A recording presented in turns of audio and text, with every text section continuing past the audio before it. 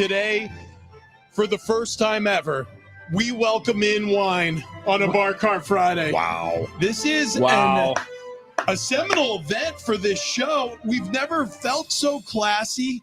We even discussed, actually, you know what? That sounds good. We should probably get started immediately here. Actually, those are energy drinks.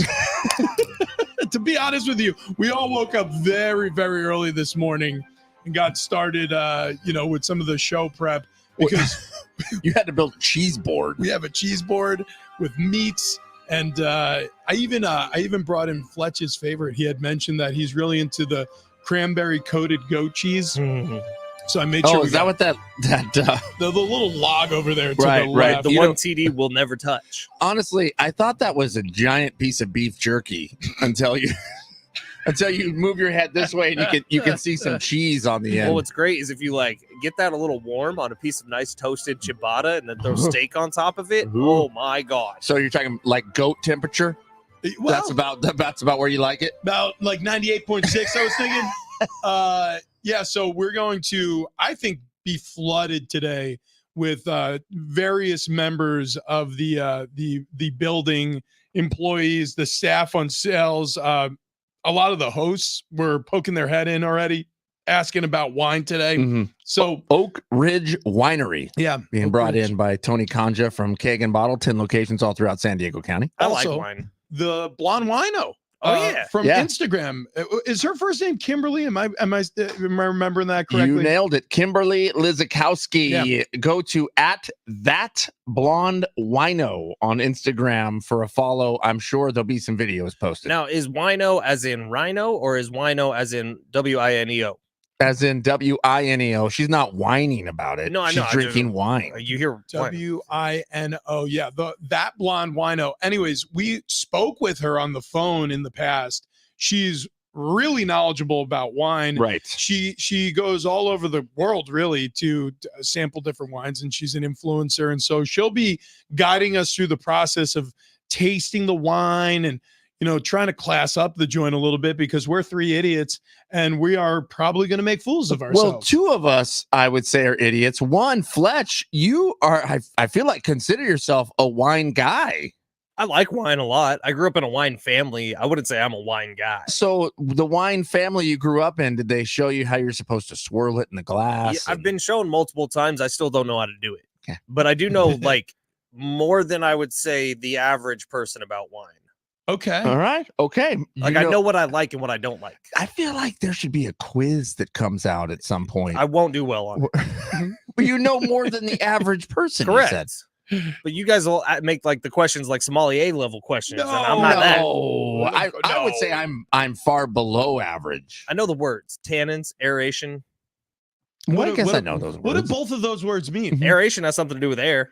Good. Good. All right. Tannins have something to do with little flavor notes inside the wine. Yeah, but what specifically would no clue. So you know the buzzwords. Buzzwords. Perfect. I also know that I like wine from Italy.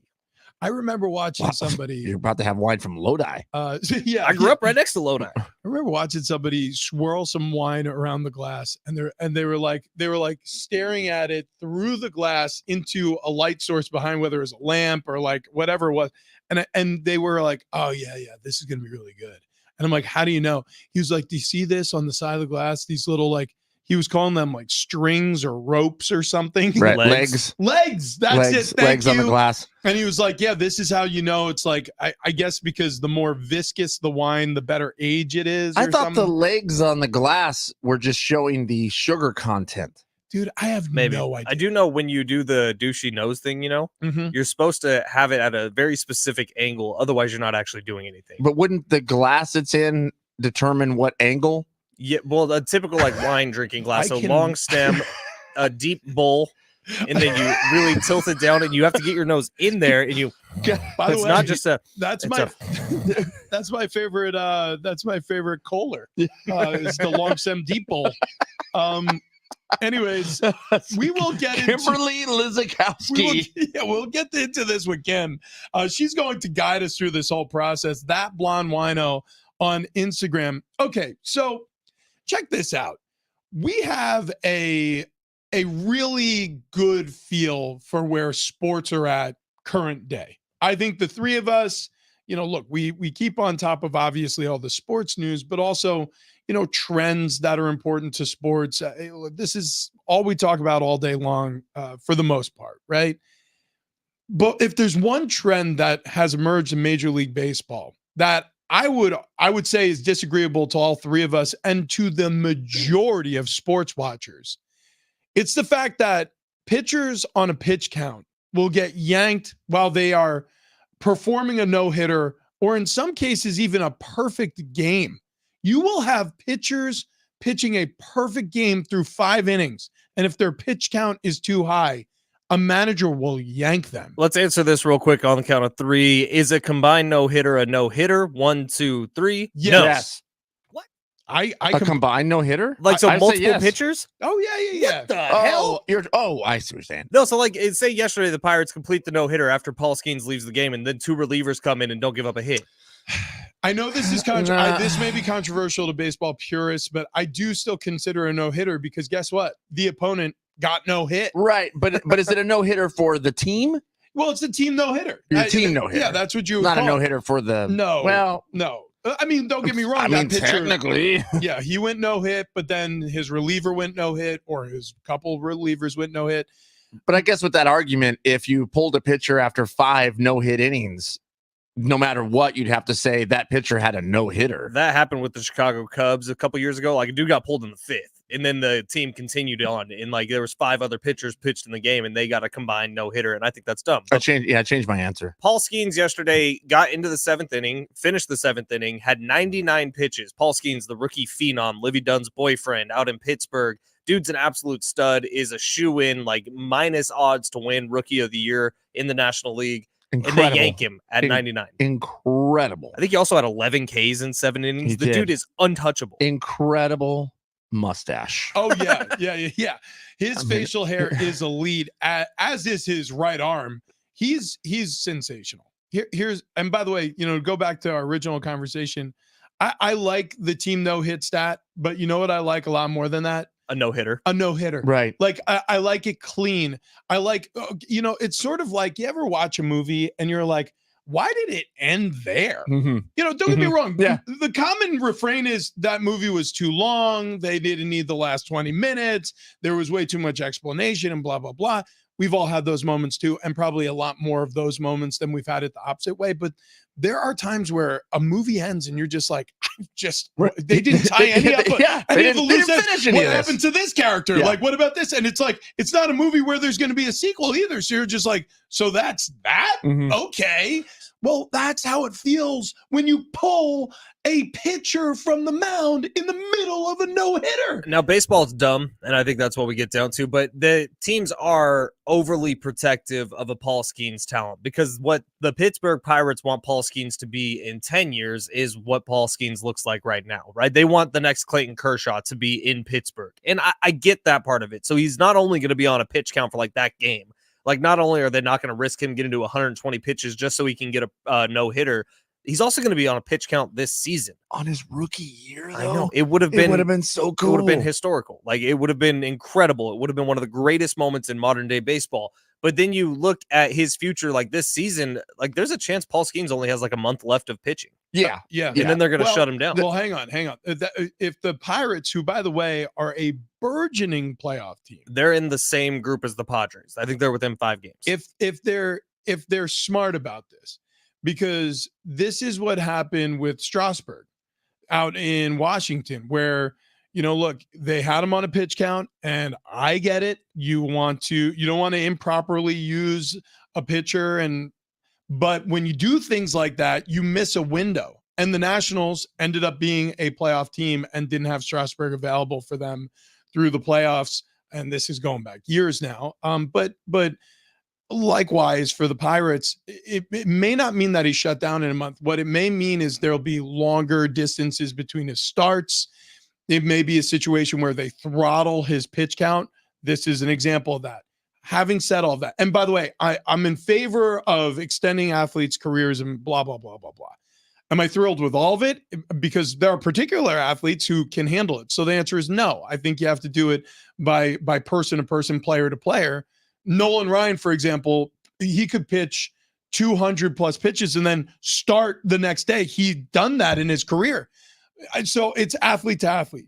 In this situation, though, and I'm sure if Paul Skenes was being perfectly honest, there was a huge amount of disappointment not being allowed to finish this game. I can't imagine a professional athlete wanting to be pulled from that situation. No way. I mean, unless maybe you're Zach Wilson, who just says, I would like to sit down and not play. There's just no way. I mean, there's competitors. They want this to happen. This is, you're going to tell me that Paul Skenes wasn't playing in his backyard, throwing that ball around, pretending he's throwing a no-hitter already? I mean, he might never get scenario. Yeah, this may never get this opportunity ever again. Right. Right. I mean, it hurts. It like hurts. Imagine Joe Musgrove getting pulled in the 8th inning of the no-hitter he threw. I mean, it would make me sick. The first no-hitter in Padres history. It would make me sick. And you know what, frankly, like for Paul Skenes, and I'm sure because he's a young guy, and the benefit of youth is you don't realize that the hard things are hard sometimes, especially if they come easy to you early on in a playing career. Like, when I started my career with the Patriots, I just assumed every year you go to the playoffs. That's what you do. And meanwhile, there were Hall of Famers who never went to the playoffs. Like, that's the reality. Like, so when I moved on from there and I was playing with the Arizona Cardinals and we had a 5-win season, I'm like, oh, this is a lot harder than we were making it look. Like, the pretty tough. Well, I'll be back. I'll pitch it all hitter eventually. They're just being careful. It'll be fine. But to Fletch's point, you're absolutely right, dude. Like, this could be the last time he even has an opportunity to sniff the 8th inning with a no-hitter going. Now, you guys know me. Every time I hear the words Final Four, I have to play Ted Leitner's call of Lamont Butler's shot. Well, every time there's a sniff of a no-hitter, I do have to play Don Orsillo's call of Joe Musgrove's no-hitter because it's one of the greatest calls I can remember. So let's do that now.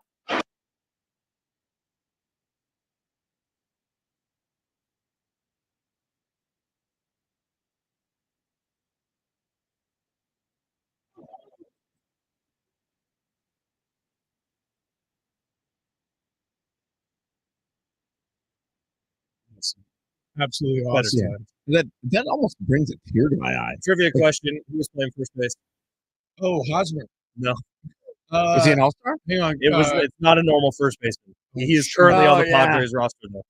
He's currently on the Padres roster. It was Xander Bogart. Nope. No, he wasn't here yet. It's not someone. He may not have played first base outside of 5 games in his career. I know. And he's currently on the Padres roster. You've asked this question before, and we did the same Shortstop exact was thing. Ha-Seong Kim. Right. Throwing to. Give me a second. Come on. I got another hint for you if you want it. It's not Crone Zone. All right, give me one more He hint. might win the MVP this year.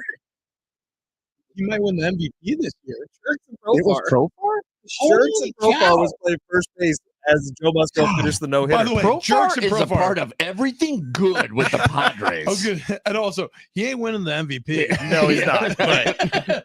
Well, but to your point, he is having an astounding year. That is such a fun stat. Jerks and Profar. I love how that story has also come full circle because he was such a high-ranked minor league player prospect, and the Padres, AJ Preller was always high on him.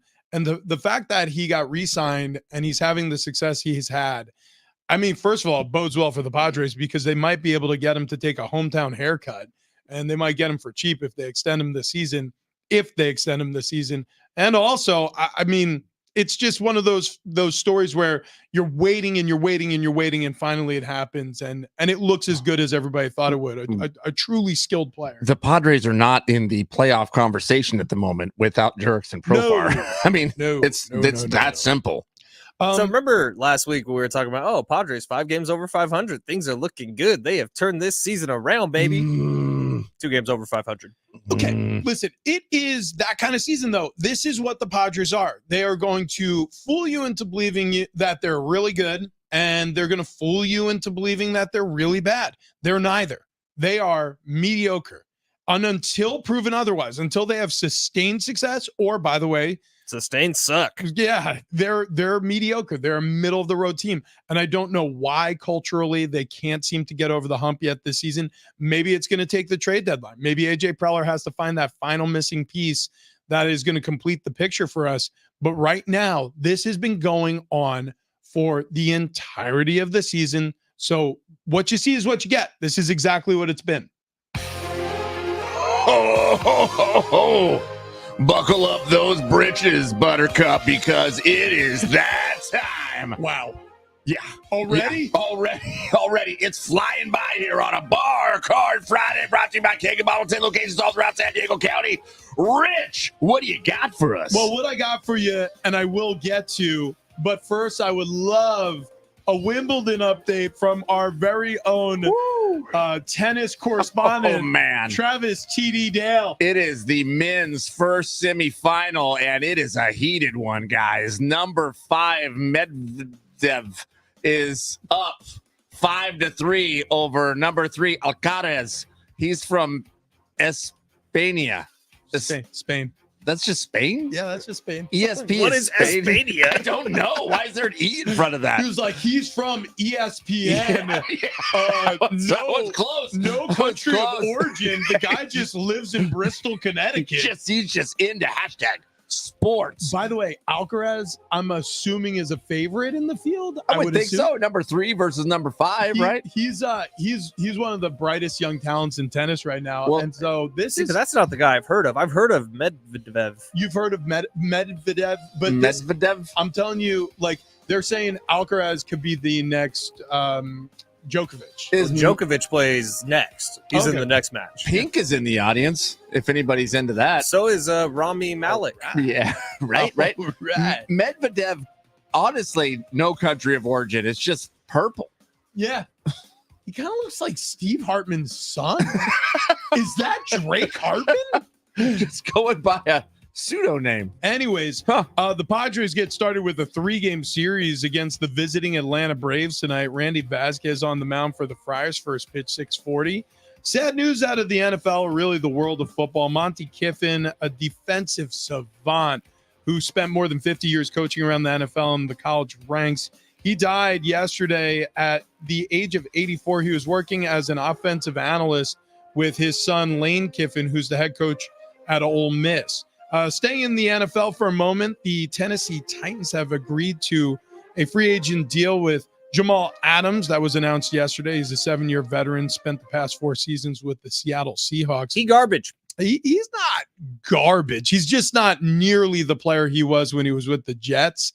But he's going to help a weary, tired secondary for the Tennessee Titans. Didn't the Seahawks give up 2 first-rounders to get Jamal Adams? Dude, yeah. Like one of the worst trades in NFL history. So it did not pan out. So what was crazy about Jamal Adams is he was playing like low in the box, almost like linebacker depth for the Jets. And he was getting all these quarterback hurries and sacks. Like he was being used in the blitz game a lot. I believe that was while Rex Ryan was still the head coach in New York. I'm not sure, but I'm pretty sure. Anyways, he goes to the Seahawks. It just does not pan out the way it did when he was getting roasted out there in coverage for a while. It settled in a little bit. He's a starting safety. He's not an amazing starting safety, but he's certainly not worth what they spent on him in Seattle. Oh, and then we had the ESPYs last night where Patrick Mahomes took home a back-to-back Player of the Year award. So I would say fair acknowledgement. If you're going to ask me who's the best athlete, Can't believe it wasn't Taylor Swift. it could have been Taylor Swift. Was she in the running? Did they even mention her? I'm sure I didn't watch a second of it. I haven't watched the ESPYs in like In the 5 running for years. best athlete? Like what was the first year Peyton Manning hosted it? Yeah. I think that was the last time the ESPYs were good By the and way, had legitimate buzz. Is anybody interested in the ESPYs whatsoever? No, I am not. The Now, Nikki Glaser clip was kind of fun. yeah, in fact, I knew the ESPYs were happening because they were announcing some of the people who are going to be presenting awards, and then I didn't go check when they even were. Yeah, there was a new episode of Love Island last night. Come on, Well, guys. Of course. What, are you a new island? Love Or- Island. What Real Housewives of Orange County? Oh, yeah, I debuted think we're last watching that tonight. night. God, I'm not even it's heated. It is heated, boys. a little bit embarrassed to admit I had no idea the ESPYs were on last night. Same. I didn't watch a single bit of the ESPYs last night. And then really like every year for me, the only way I know what happened at the ESPYs is through clips that go somewhat viral on social media. I just feel like, look, award shows in general have really lost their luster over the past, I don't know, past decade, probably, ever since people have, ditched terrestrial television and gone to the stream. I think it's really lost its luster since Netflix has gotten in the movie game in terms of the Academy Awards or the Golden Globes. It's changed award shows for me, but also the ESPYs, it always felt like a marketing stunt. Yeah. Oh, yeah. It has been a marketing stunt, but I actually think it's due to social media that the award shows have lost their luster. We are able to look into the lives of these celebrities and athletes nonstop on Instagram and Facebook and Twitter. It doesn't have to be the once a year party that you get to have a glimpse at the glamour. Can I tell you guys what I've been watching in sports recently, other than Wimbledon, which I actually have been keeping up with? It's actually pretty cool. Yeah. But on NFL Network, they've been replaying old Super Bowls. They do it every year around this time. And so yesterday, they went back to back with Big Ben's 2 Super Bowls. The first one was in like 08 or 09, and the second one was in 2011. And the first one was with Cowher. The second one was with Tomlin. The first one they were playing, by the way, the 09 one, I'm pretty sure it was 09. That was the one against the Seahawks. That was John Madden's final NFL game. Calling his final NFL game? Yeah, it was the Super Bowl. He was in the booth with Al Michaels. And so I was watching it in here with the sound on. And what a blast of nostalgia hearing John Madden talk about football. It got me choked up a couple times. Well, it's interesting that we just we were speaking, or I gave the update about Monty Kiffin. When somebody passes away who's a part of NFL lore, will always be regarded as one of the best in league history for one reason or another. What's fascinating, like Monty Kiffin, by the way, is who I updated everybody. He passed away at 84, and he was the innovator of the Tampa 2 defense that won a Super Bowl for Tampa Bay, the Bucks. Was that John Gruden's team, or was that before that? No, it was John Gruden's team. And the Tampa 2 defense, it's still used today. It's literally it's one of those defenses that it's a cure-all. It's almost like a vitamin C defense. But that's the one where you don't know what you're doing on Madden. You play Tampa 2. Yeah, pretty much. Yeah. But getting back to the point I was making, John Madden wasn't just great at coaching. He wasn't just a great player. He was also an incredible broadcaster. Like, to be so talented at everything you touch professionally. It actually harkens back to the conversation I was having with you, Fletch, and J Riff on the midday show yesterday. I jumped on as a guest with you guys talking about Tom Brady. Like, my expectation for Tom Brady is he's going to leave an equal imprint on the game of football from the booth as he did on the football field, because I just think he's that talented. He's reminiscent of a John Madden, because I don't think he's as approachable as Madden was, but I do think he's as hard of a worker as John Madden. Hard of a worker. I just don't know if the personality is going to be anywhere close to a John Madden. I mean, John Madden was a character. Goes without saying. I mean, you can't replicate a human being. Tom Brady funny? He has a sense of humor. Yeah. I mean, I wouldn't characterize him as like a funny guy. Like, the first thing that comes to mind isn't funny. I would say focused comes to mind, very determined. Like, I have no doubt Tom Brady is gonna slay as like a color analyst for the color analyst part of the job, like giving you insight on what's going through a wide receiver's head, or even like middle linebackers, because he's seen everything and he knows everything. The only part I would be worried about is like, well, what happens when you're filling time, Tom? Like, what happens when, like, you get in a situation where it's a 42-12 game and you gotta like actually do some good comedy? Maybe he could give some health tips. Maybe he could talk about the trials and tribulations of divorce. I'm sorry. That was bad. Too soon? Yeah, Too soon? I mean, you think Joaquin Volante is going to come up during the broadcast? Here's what I think it's going to be. He's on as a guest. When you get to those moments in a broadcast, what a good play-by-play voice does, which obviously I've had the benefit of working with two of them here in San Diego, on a variety of calls with Ted Leitner and John Schaefer, who is the new voice of San Diego State Aztecs football. But with Ted, any of the lulls in the game, anytime they're taking too long to review a play, and the officials are sitting there with the headphones on, looking at an iPad, trying to get every angle before making a determination on whether or not it was a fumble or whatever. What a good play-by-play voice will do is like lead you to water. So it'd be like, hey, blah, blah, blah, and this and that happened. Hey, did that ever happen in your career? Hey, tell us about a time when X, Y, or Z. Like you are basically the person who is supposed to hit home runs while somebody on the mound just lobs you meatballs. And so Kevin Burkhardt's fantastic also. Exactly. So if Kevin Burkhardt is worth what they're paying him, he's going to be able to create a situation where Tom Brady shines no matter what's happening in the game. And that's what I'm excited to see. I can't wait to hear some of that patter, because that's where the nerves kind of kick in too, where you're like, oh, we got to carry this broadcast for a little bit because we have an extended injury timeout. And sometimes you got to be comfortable with being quiet, which is weird to do in front of a microphone. Oh, absolutely. Like in fact, it's almost impossible to do. It's one of the hardest things to do. Yeah, no, without a doubt. You talk about John Madden being a legendary coach. Part of my list, Wayne and Chloe. SDFatLoss.com. They're big time. I mean, big time. legendary coaches in the weight loss community. You've probably heard of them. We talk about them all the time here, and we're lucky enough to be Hall of Fame, or they will be inducted too. Dude. Yeah. When they finally bow out of the game here, they'll be in the Hall of Fame. But look, we talk about them all the time because they're Hall of Fame coaches at SDFatLoss.com who took the three of us who were severely overweight. I mean, my God.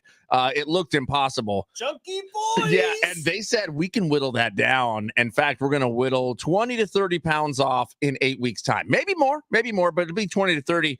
I thought that was impossible. It was not. 31 pounds gone in 8 weeks. Rich, 35 plus. Fletch, nearly 50 pounds gone. And it sounds absolutely absurd, but it actually works. Just follow along with the coaches there at SDFatLoss.com, Wayne and Chloe. They'll show you how to do it, the correct way to do it, the healthy way to do it, and the way to do it to keep the weight off. So it's not one of these fad diets where you take some weird injection. As soon as you stop, you gain all the weight right back and then some. It doesn't happen at SDFatLoss.com. So go there, check it out. The consultation is absolutely free. If you decide, hey, this is it, this is the program for me, which you probably will, mention Big Rich, TD, and Fletch, and you'll save yourself $200. SDFatLoss.com.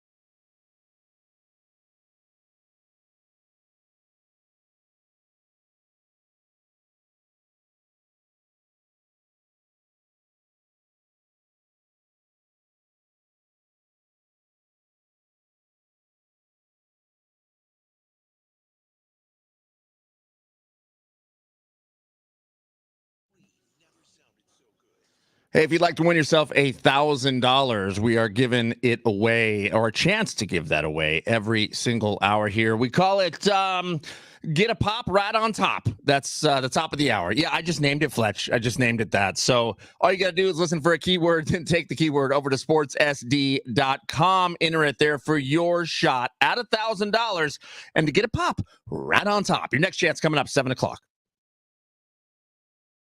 Ow!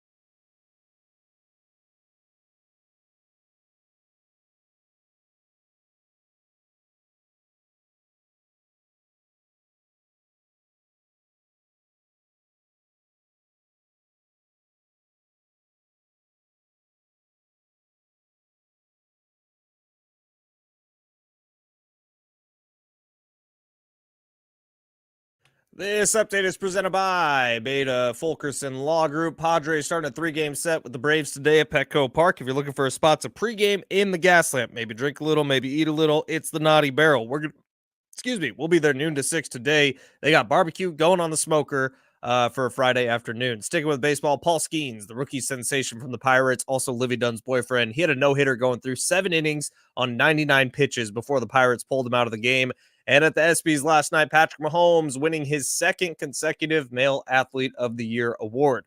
Attorney Dan Fulkerson and the Beta Fulkerson Law Group have been voted San Diego's favorite personal injury law firm. If you know anyone involved in a car or motorcycle accident, have them call Beta Fulkerson Law Group today, 619-333-5555.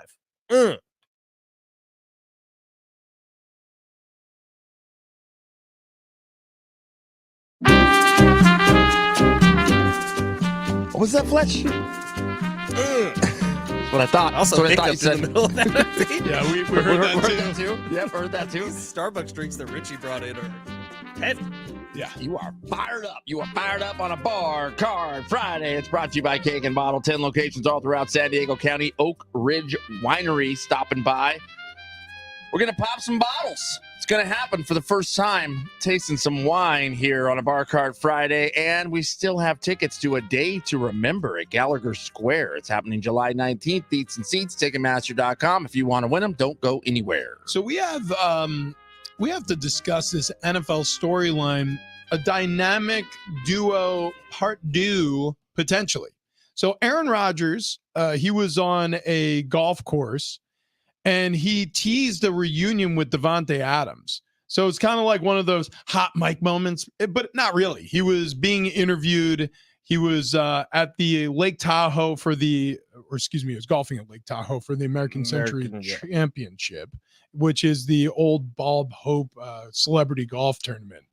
And what he said was that he would love to play with Adams again. He goes, I love Devontae. I can't wait to play with him again. So when you hear something like that, Now, there was a significant pause. There was a pause. So he said, the first was the Raiders offensive coordinator, Luke Casey, I believe his name is. And so he said, I love Coach Luke. He's great. He's a great coach. And I love Devontae.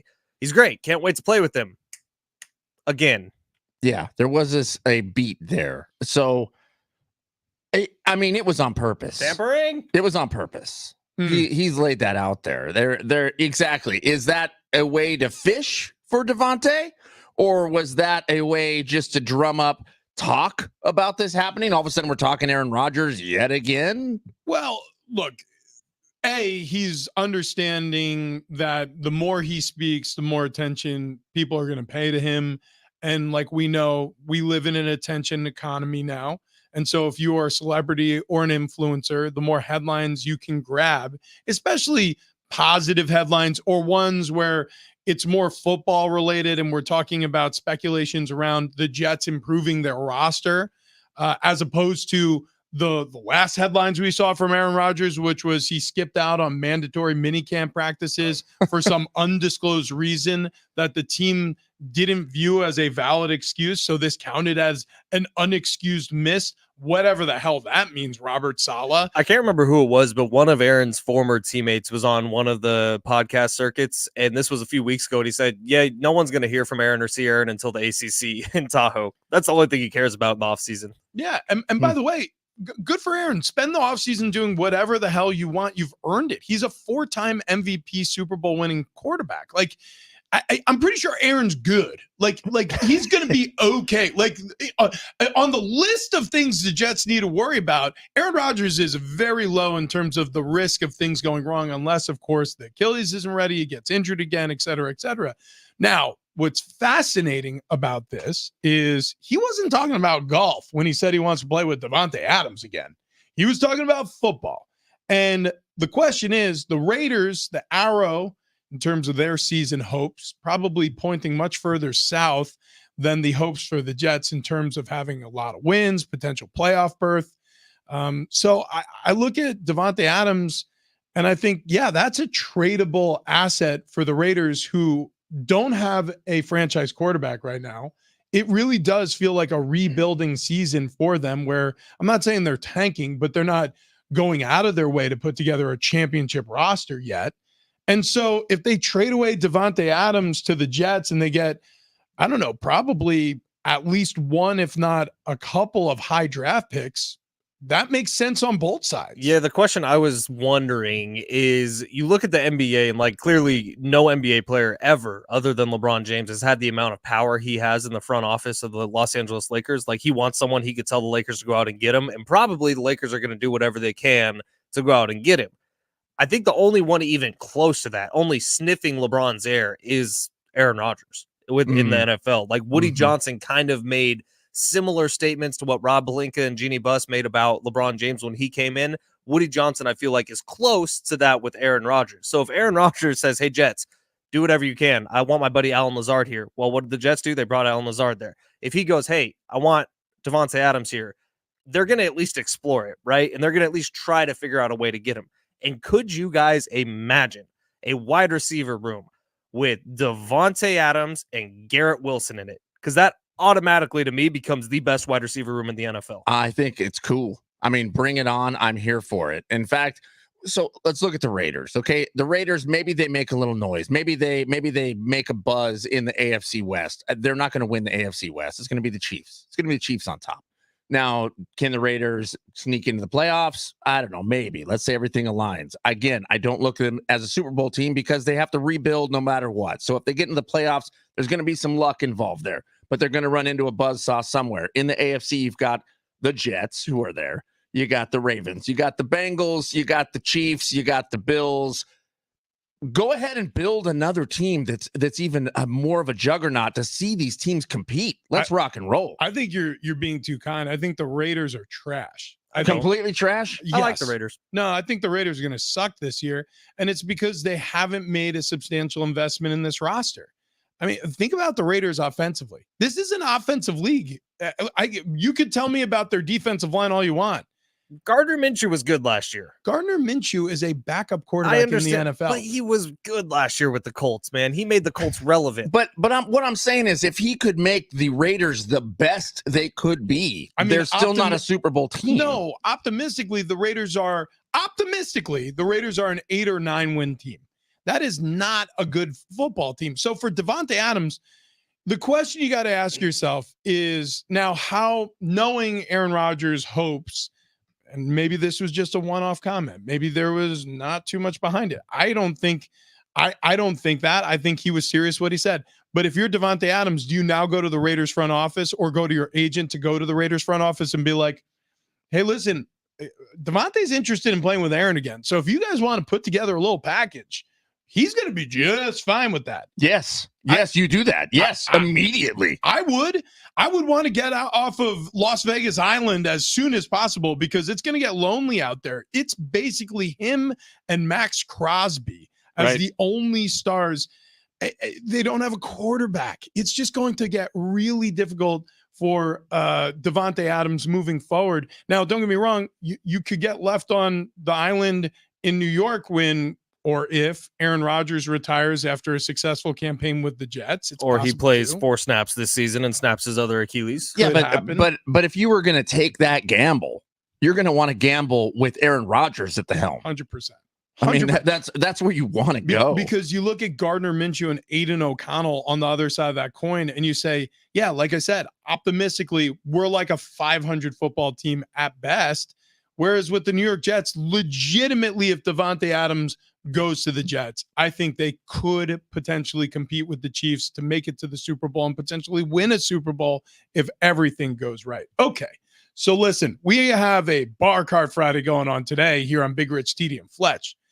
At Pac-12 Media Days, did they have a Bar Card Thursday? We'll explain what we're talking about next.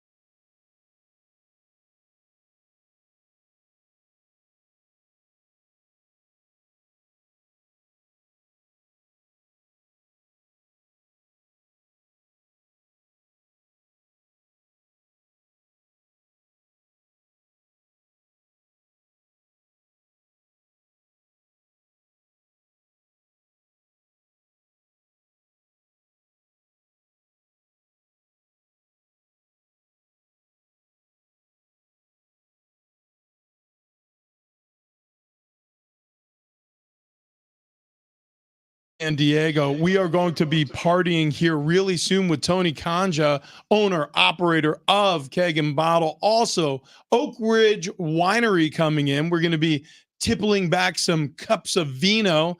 And speaking of which, that blonde wino from Instagram, our celebrity influencer sommelier, is going to be joining us in studio. So a very busy final hour coming up.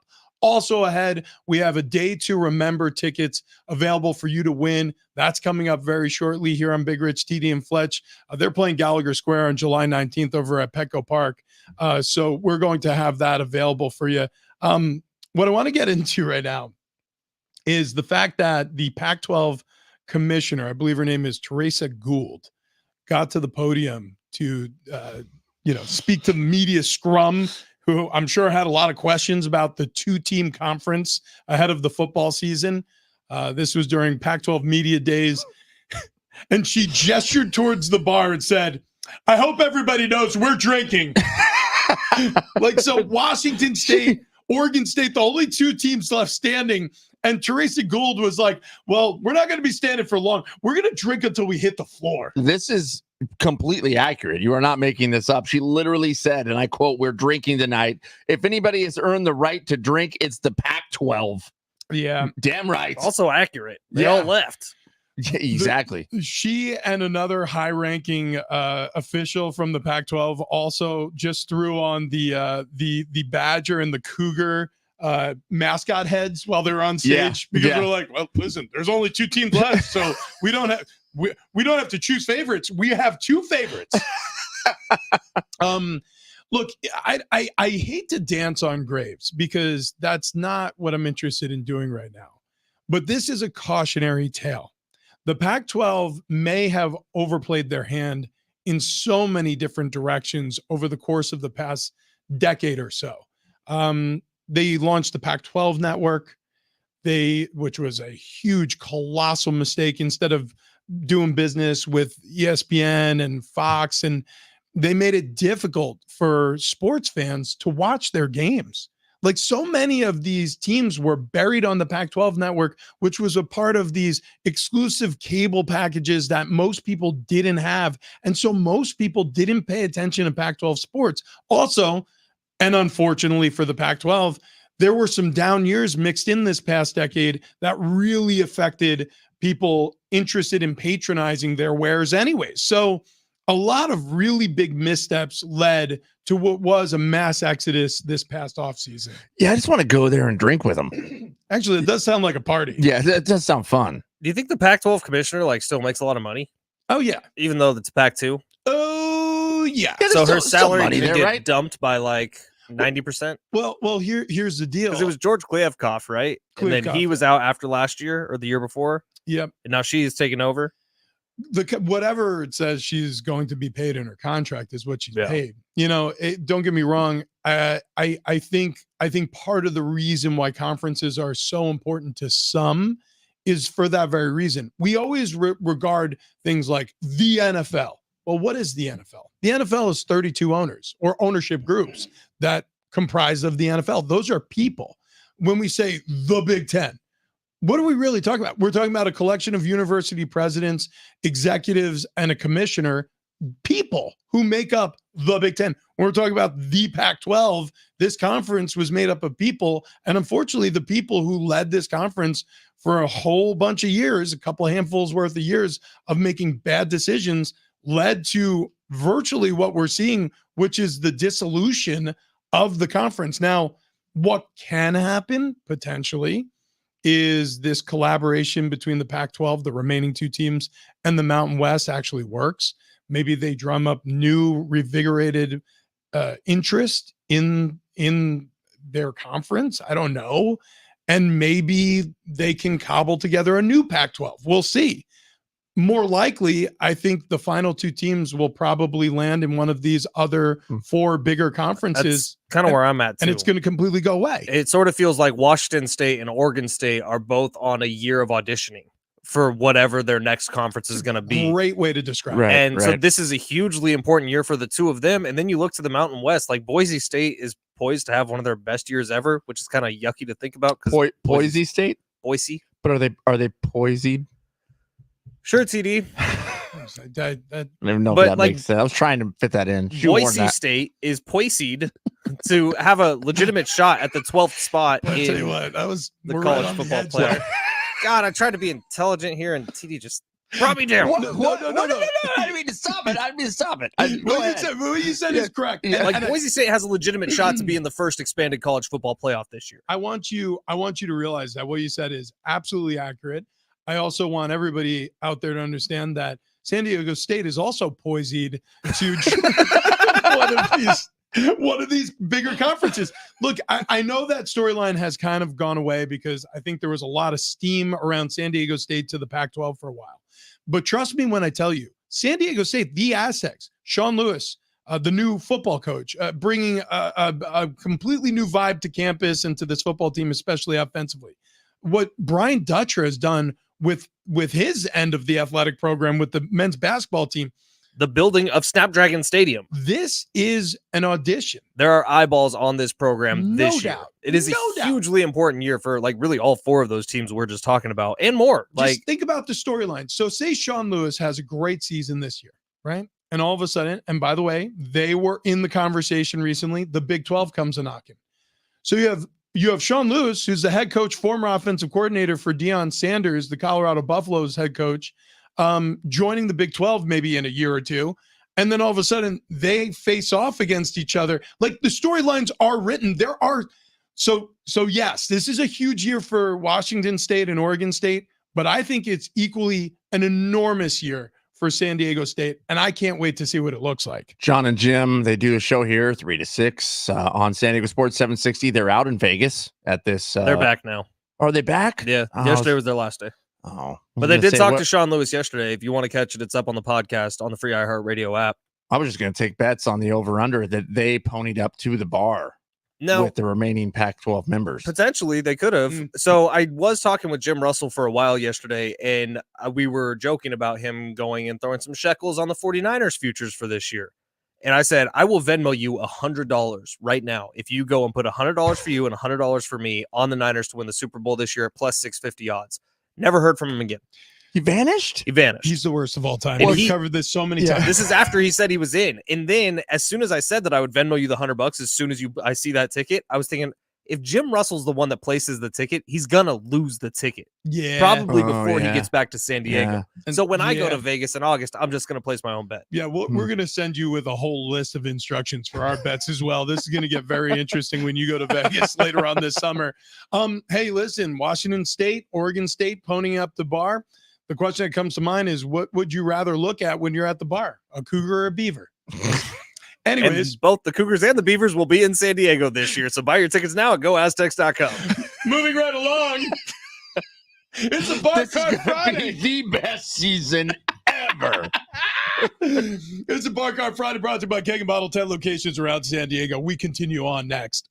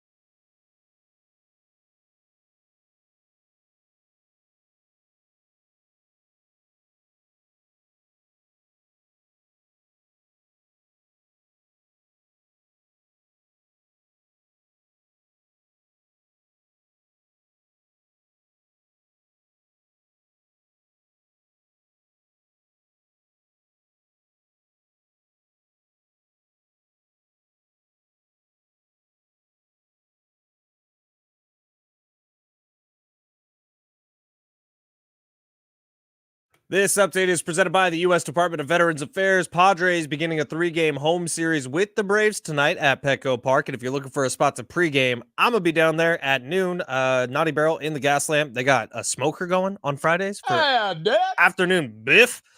Sticking with baseball, Paul Skenes, the rookie from the Pittsburgh Pirates, had a no-hitter going through 7 innings on 99 pitches before the Pirates pulled him out of the game. And at the ESPYs last night, Patrick Mahomes winning his 2nd consecutive Male Athlete of the Year award. Guess what? It'll probably be 3 because the Chiefs will probably win the Super Bowl again this year. VA's home loan guarantee made home buying a seamless, easy process. Some closed in 30 days with no down payment. Get what you earned. Visit choose.va.gov. Not all veterans are eligible for the type or amount of benefits mentioned here.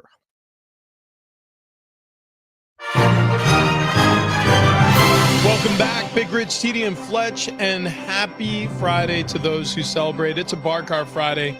Oak Ridge Winery is going to be in here very shortly. Eat the goat cheese. Be sipping on some vino. Peter, by the way, who said, hey, we can't have Travis TD whispering this early in the morning. That one was Fletch. Why do you want me to eat goat cheese? It's really good. Yeah, the goat cheese is good. So we I'll make it for you. No. That's good. That's somebody else's hands on my goat cheese? Yeah, now you're talking. Why does everyone want to feed me things? Because you're the funniest guy to feed. So so Fletch is right now, he's sawing off a piece from the goat cheese. That's a lot. Wow, you just destroyed that cracker. I mean, 100%. You really got to trust his fingers on this one. Yeah, what is going on? Wait, why are you adding more? Okay, no, he wants to put a piece of salami on there. Okay. So the salami may be the redeeming factor in this. Okay, here we go. Why do I have to eat this? So TD, he's not a big fan of goat cheese. Never had goat cheese in my life. Is that true? Never in my Well, life. how do you know you don't like it until you try it? Well, it's called goat cheese. That's what it tastes like. Goats. Cheese. Oh, no, yeah, cheese. Okay, yeah, that was Fletch. If you didn't hear that, he was asking me, guess what it tastes like. All right, here we go. Goat cheese and a salami and a giant broken cracker. It seems like too much cheese No, on the you're going to cracker. be fine. You're going to love it. There you go. Wow, down the hatch. I did not expect him to do this, so I'm proud of you. Mm. And now he's chomping. He's working his way through it. I mean, well, it's a good thing there's salami on it. What are the little raisins? Cranberries. This is cranberries. Cranberries. Listen, it's okay. I wouldn't go back for a second one. All I'm saying. I mean, it is one of my favorite things we do. Giving Travis food that he's never had before, because I never know what to expect. Like, the reactions vary from gagging to the point where legitimately he looks like he's going to throw up, or like sometimes he's like pleasantly surprised, like, oh no, as it turns out, I actually do like that. Yeah, well, I can tell you this. If we were already wine tasting here on a Bar Cart Friday, I'd probably like that better. So when Tony Kanja comes in, and he brings in Oak Ridge Winery, and that blonde wino from Instagram, our celebrity influencer, Kimberly, who's going to join us on the show as well.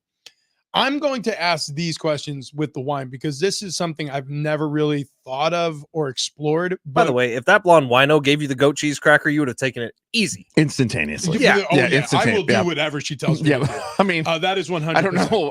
That's a dumb thing to say. Go on. But I can't wait to ask them, like, what cheeses pair with which wine. Like, we have Manchego. Oh, I love a Manchego. We've got we have a smoked Gouda on the board. We have a it's something like a horseradish bacon Gruyere. I saw a brie. There's a brie. There's fig spread. Nice touch. Yeah, well, it's an Italian thing.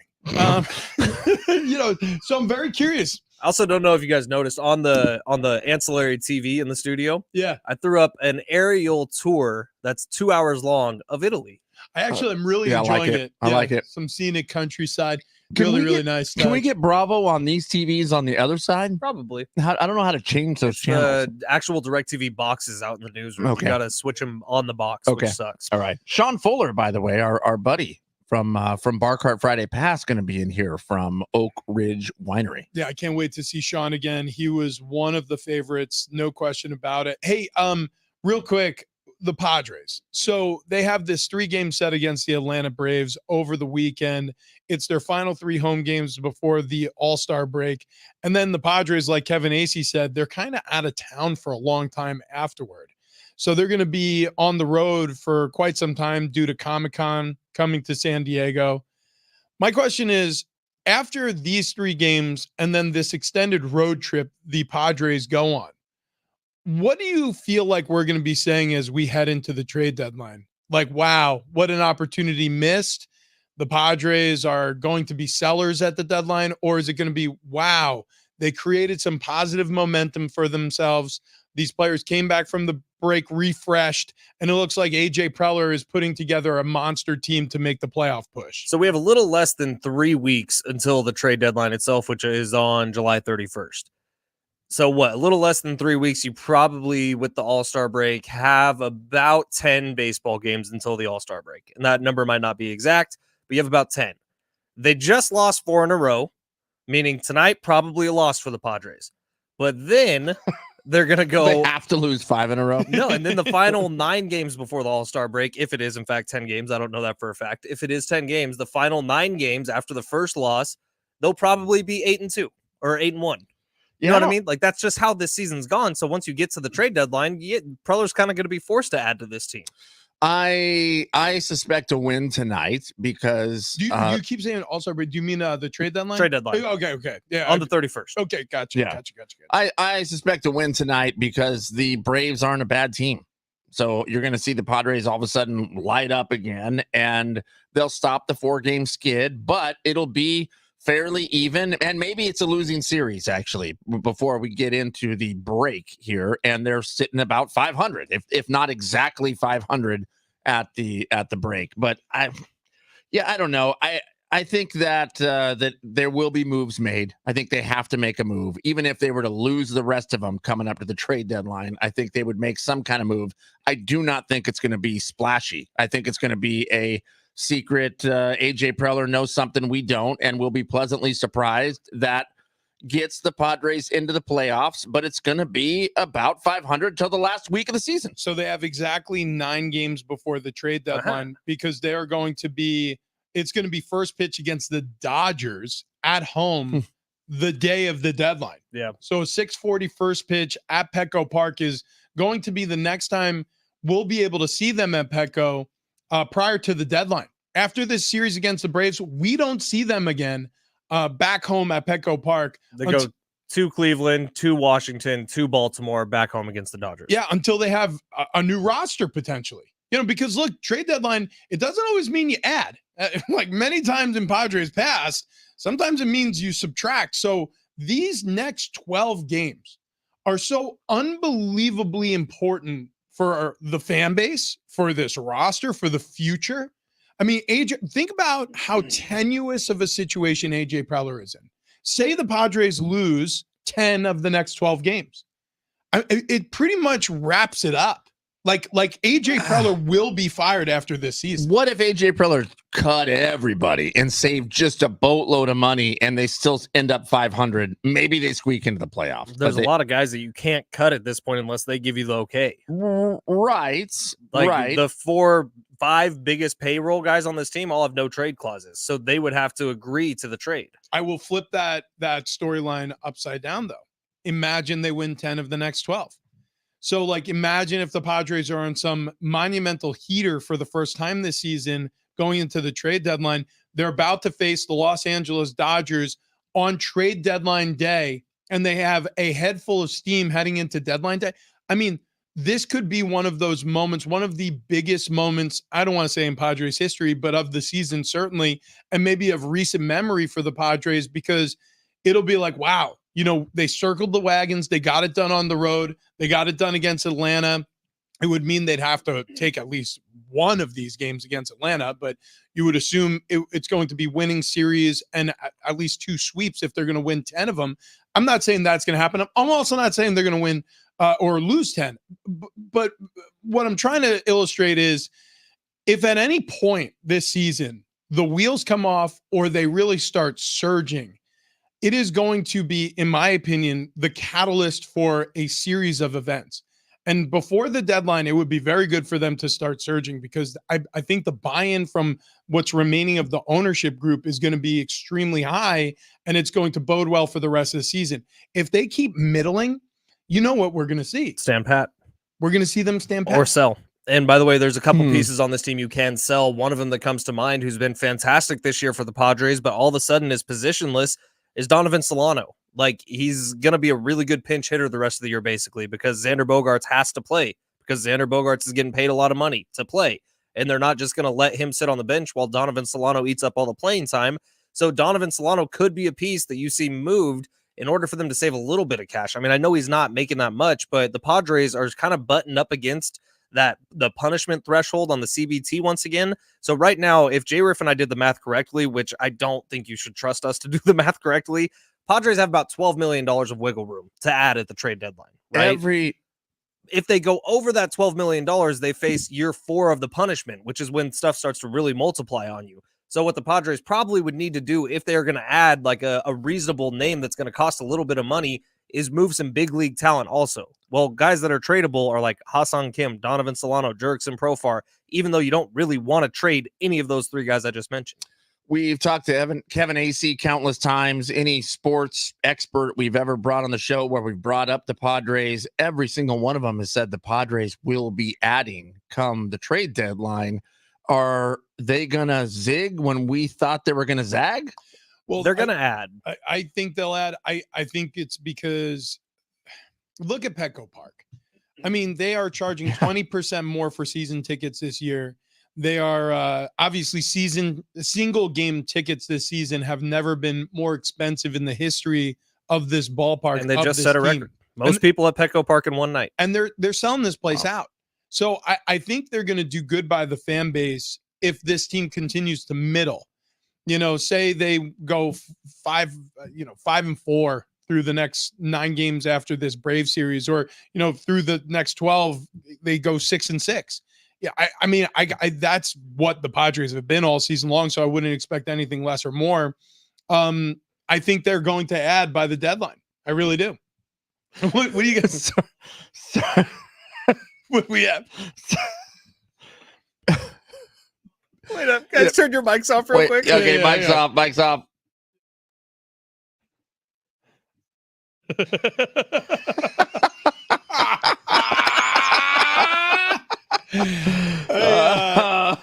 Let's just put it this way. We love our listeners, and thank you for your comments. You know who you are. Yes. Yes. Moving right along. It is that time of day. It was Fletch that destroyed it. Yeah, he absolutely did. It is that time of day where we give our morning monologues. We do this every day. I'm going to lead us off here, and I'm just going to comment on sports during this time of the year.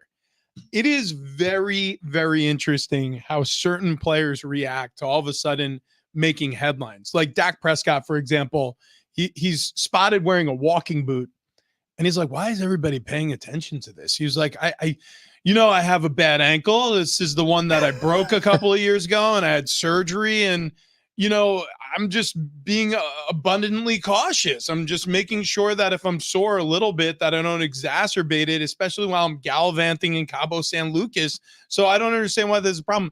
The reason why it's a problem is because people are so starved for sports during the month of July that any little crumb is going to be picked up and ran with and brought to the table like it is a full-fledged meal. So literally for about 72 hours, people were talking about Dak Prescott.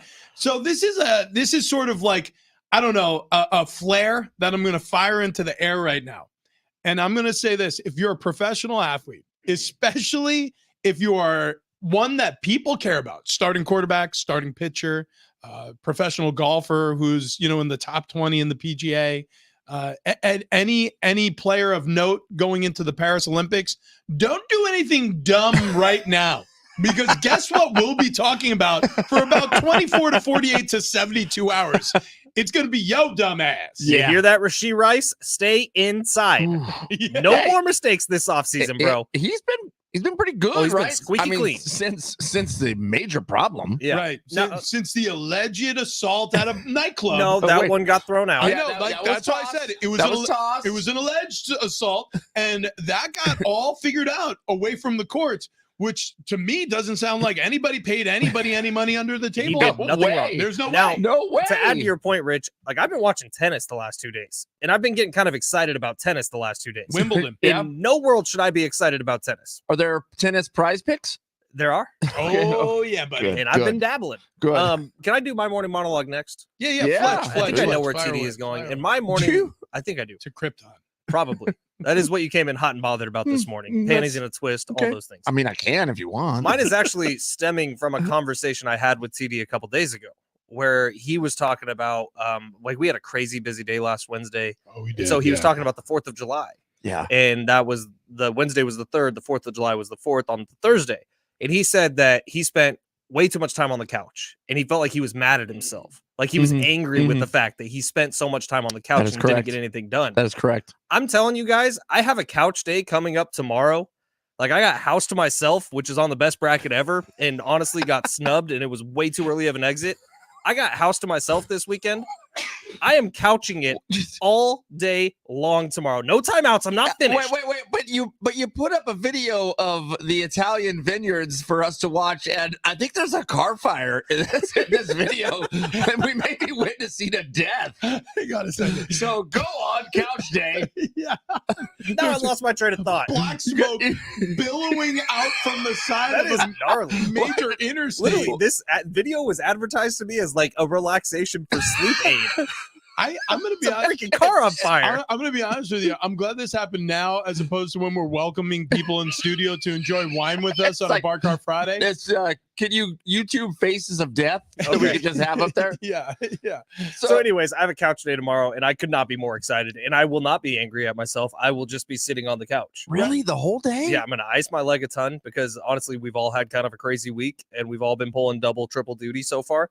And so tomorrow on the couch, I will be watching dumb movies from the 80s and 90s and doing nothing else. I think that sounds really delightful, and I wish that we could convince TD to relax more. Although it's kind of anti-TD. You know, he is not. That's not who he is. Like That's not. relaxing to him is putting on some like workman gloves and sawing things in half. Well, he literally has a nickname for his shovel. He calls it the dirt spoon. That's his vomit shovel. Come on. Right. The guy, he doesn't relaxing to him is working himself into a sweaty hot lather out Going there a in little far. Valley Center and puking on a toad in his And, yard. you know, he always like Puke on the complains to toad. us sometimes. It's like, oh my God, Sarah has this huge list of things for me to do. I'm like, are you sure you don't just make that list? I'm You just positive I don't make Like that to list. complain. I'm But you like doing things. Yes, I do. I guess maybe because the list exists, I feel like if I don't do anything all day long, I'm falling way behind. Way Okay. behind. Yeah. So yeah. I mean, having whatever the tennis on the TV while I'm doing stuff still counts as me, I guess, relaxing while I'm watching TV, sort of.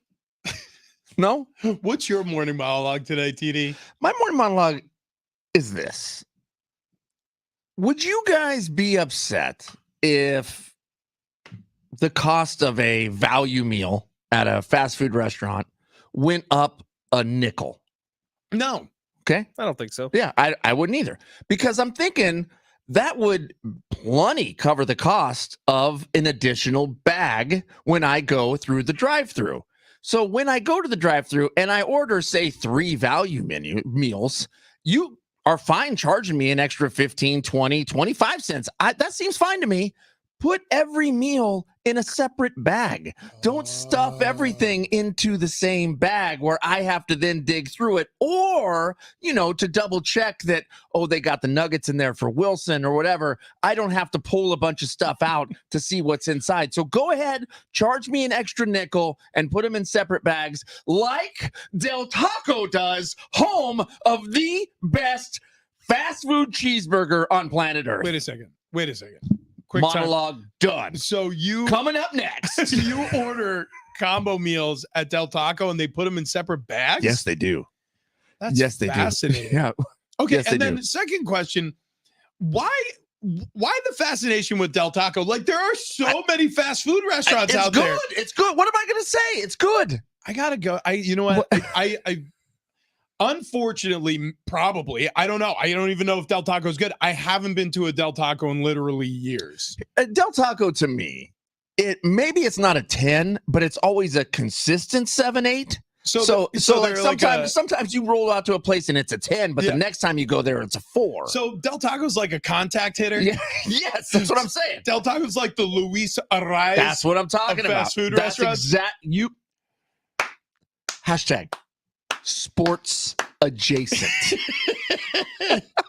Anyways, gang, I'll tell you what's value in terms of meals is working with Wayne and Chloe with sdfatloss.com.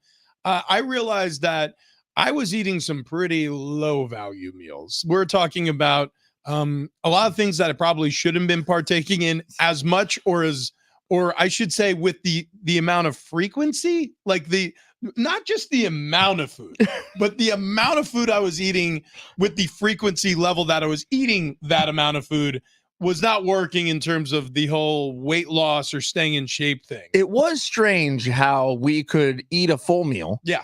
Make a meal here in studio. Yeah. And then they would bring in donuts and you'd go, yeah, I could probably go for one. Yeah, at least one. I mean, just leave the box so just in case. Right. But when Wayne and Chloe came along and then changed that habit and changed that lifestyle, it makes you not feel like you have to have one of those. Oh, it's incredible. Yeah. It really is incredible. It was a game changer for all three of us. I lost over 35 pounds with sdfatloss.com. TD lost over 30 pounds. Fletch, he's dropped darn near 50 pounds with sdfatloss.com.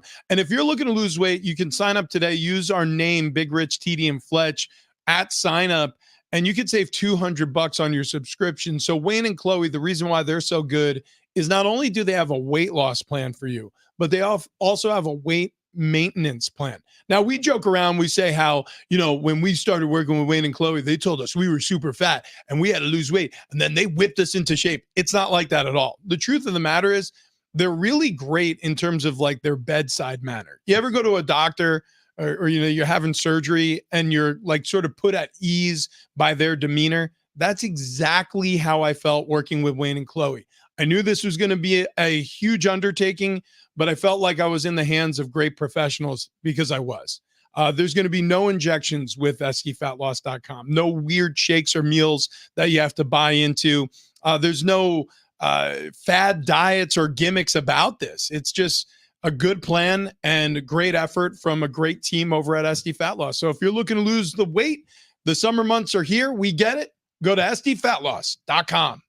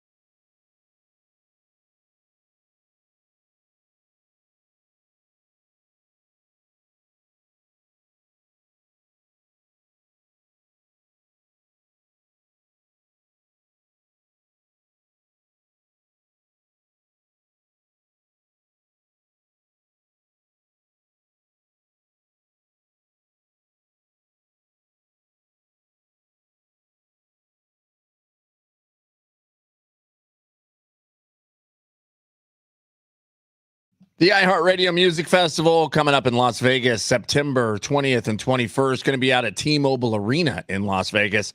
The lineup continues to grow. The Black Crowes are there, Shabuzi, Dua Lipa now, and Halsey added to the list. Look, go check it out at AXS.com. That's where you can get tickets as well. Hurry, it will sell out. Ow!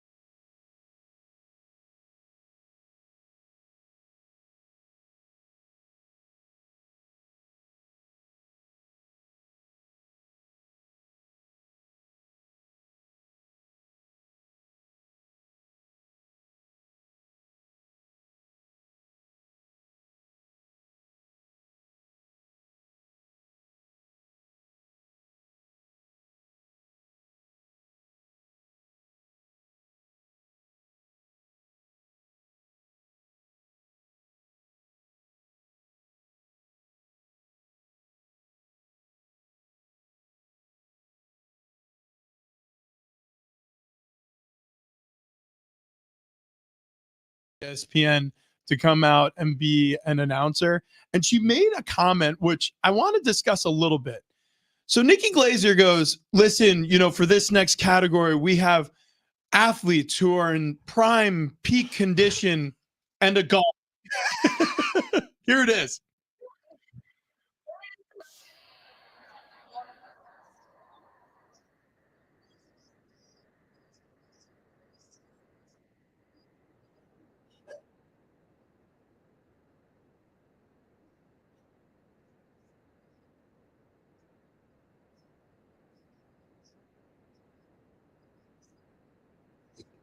So Patrick Mahomes ended up winning the best athlete award, but Scotty Scheffler was in the group of nominees and plays golf. My question to you guys is golf?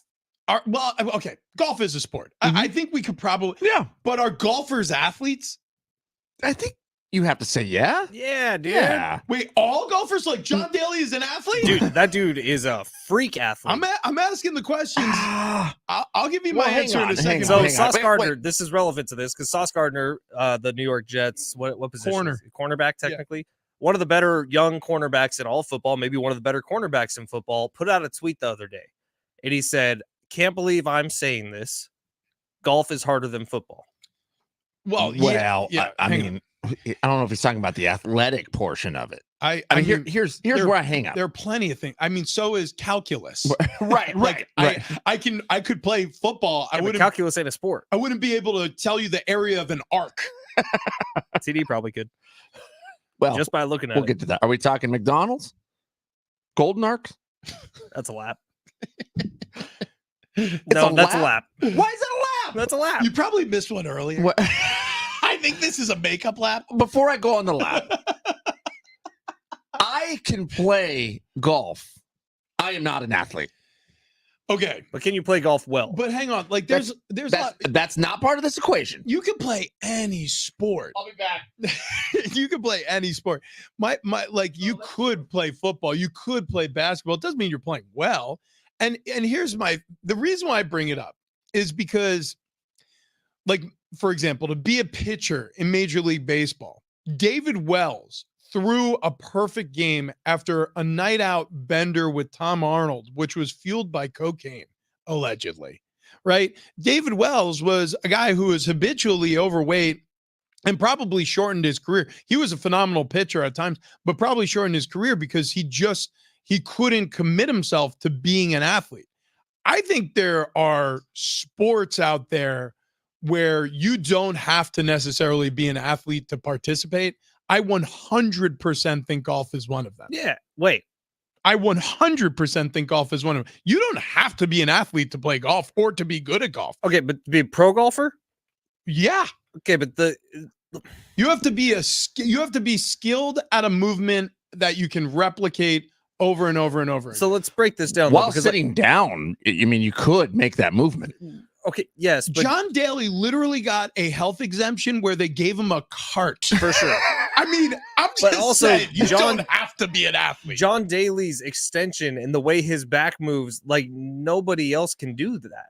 You know what I mean? But you could say that about somebody who throws darts for a living. Would you say you could say that about somebody thrower who is a? See, didn't we get into the same conversation about power slap? You could say that about a bowler. Like, do you see how at the peak of the backswing, the ball is it's at 12 midnight, and then he comes down and he throws a perfect arcing shot. Very elitist of you, former NFL athlete. That's all I'm saying. Like, there are tiers for sure. Like, I would put basketball players as some of the most stupendous athletes on the planet. Check it out. Yeah, what about someone, a contortionist who can get into a box that's 2 good foot athlete. by 2? They're an athlete? Crazy good athlete. I would not call that an athlete. With a high level of athleticism. Gymnastics, I would also put on some of the highest levels of athleticism you could possibly have. A contortionist is not a gymnast to me. So, okay, yes, but time out. Gymnastics is a sport. Being a contortionist isn't a sport, but you can be a contortionist and an athlete. That's kind of my point. You could also be a contortionist and probably not be an athlete. Right. I've never met a fat contortionist, but now I know what my next Google search is I've going never to be. met a contortionist. Well, We should have one on the show. we absolutely Somebody who should. can shoot arrows with their feet, Oh my maybe God. off of In the TV's studio? Yes. Yeah. Wait, why does that have to be off of my head? How Because, like, we you went eat over this with the goat You cheese. get the thing shot off your head. because you're the most fun person to do these things to. That's also true. He is making a lot of sense all of a sudden. But I will say this. Also, we can't have an arrow going into Rich's head. God, football.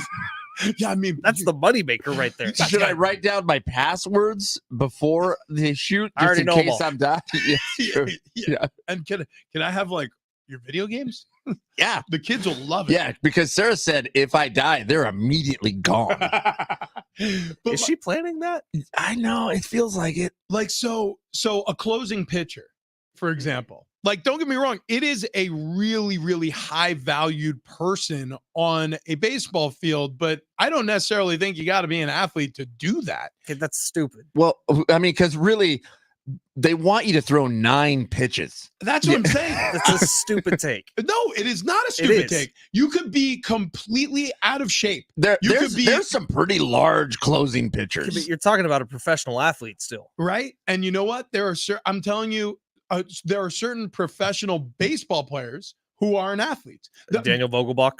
That might be one of them. Even though he has freak athleticism, like Pablo Sandoval too, was a freak athlete, even though he was fat his entire career. In fact, when he got less fat, he was worse at baseball. Well, I agree with that, but I would argue that he's probably leans more toward the area of athlete in my mind. But there are certain players. Look, it's rare, but there are certain players. It's a lot less rare in golf. There's a lot more golfers who I would consider non-athletes than I would baseball players. There are no non-athletes playing in the NFL. There are no non-athletes playing in the NBA. You have to be an athlete. Actually, let me correct that really quick, because you could be a non-athlete kicker. Because you're just skilled at moving your body in a certain pattern doesn't mean you're an athlete. So what's the cutoff? I am a card-carrying member of the American Cornhole League. Am I a professional athlete? Well, you are a professional cornhole player. That is for Ooh, sure. Boys, you are pissing someone off. Peter Solis on the YouTube chat, as a former competitive mathlete, competitive calculus is very real. And he didn't add this, but I will. Yubbish. I think he's talking to you. Yeah. I think he's talking to you because over here on this side of the glass, I do believe I heard calculus is harder than football. So I think that over on this side of the glass, calculus getting propped up.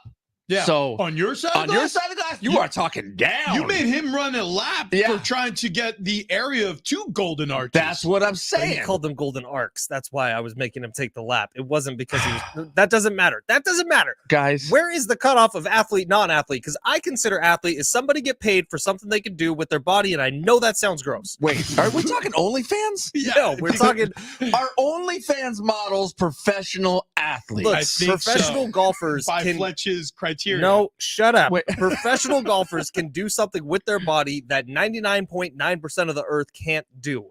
Professional football players can do something with their body that 99.9% of the earth can't do.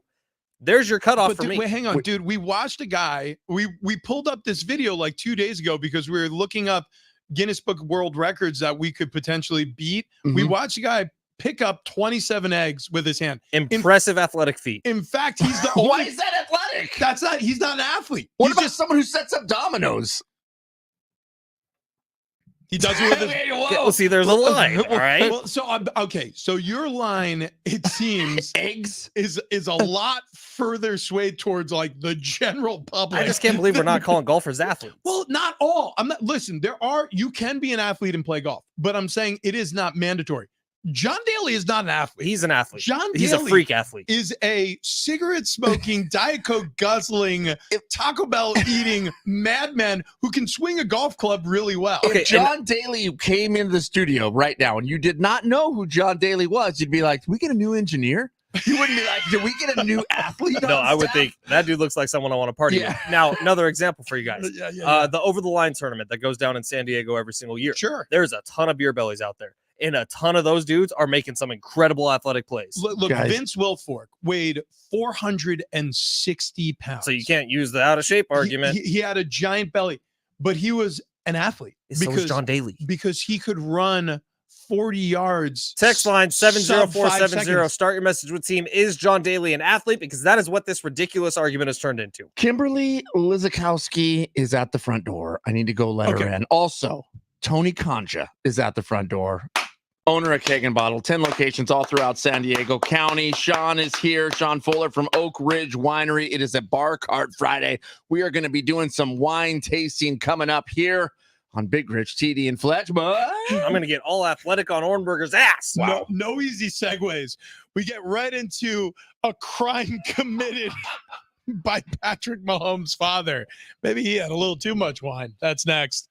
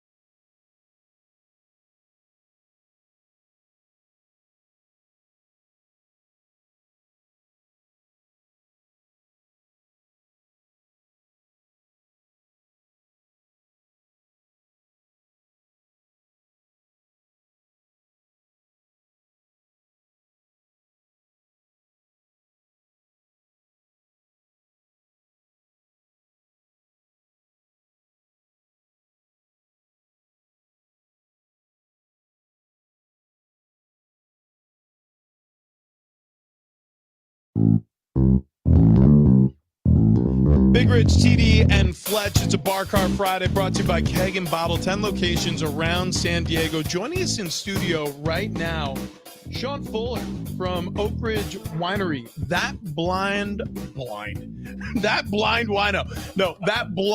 wino from Instagram. We had her on the show months ago. It was Halloween. Just turn my mic on. Halloween time. We were walking through candy and wine combinations ahead of trick-or-treating, which, by the way, came in handy. I was bragging to everybody. I'm like, yeah, I know exactly. This is going to pair well with a Sauvignon Blanc. And I actually probably screwed it all up. I'm pretty sure I told somebody a Kit Kat goes with a Zinfandel.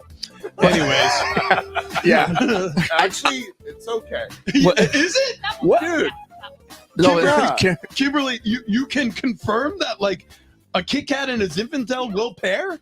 Okay. Wow. Wait, with the Reese's was with like a dark red, I think, right? Yeah. A cab. Yeah, you could do that as long as it's not like a Starburst and a dark cab.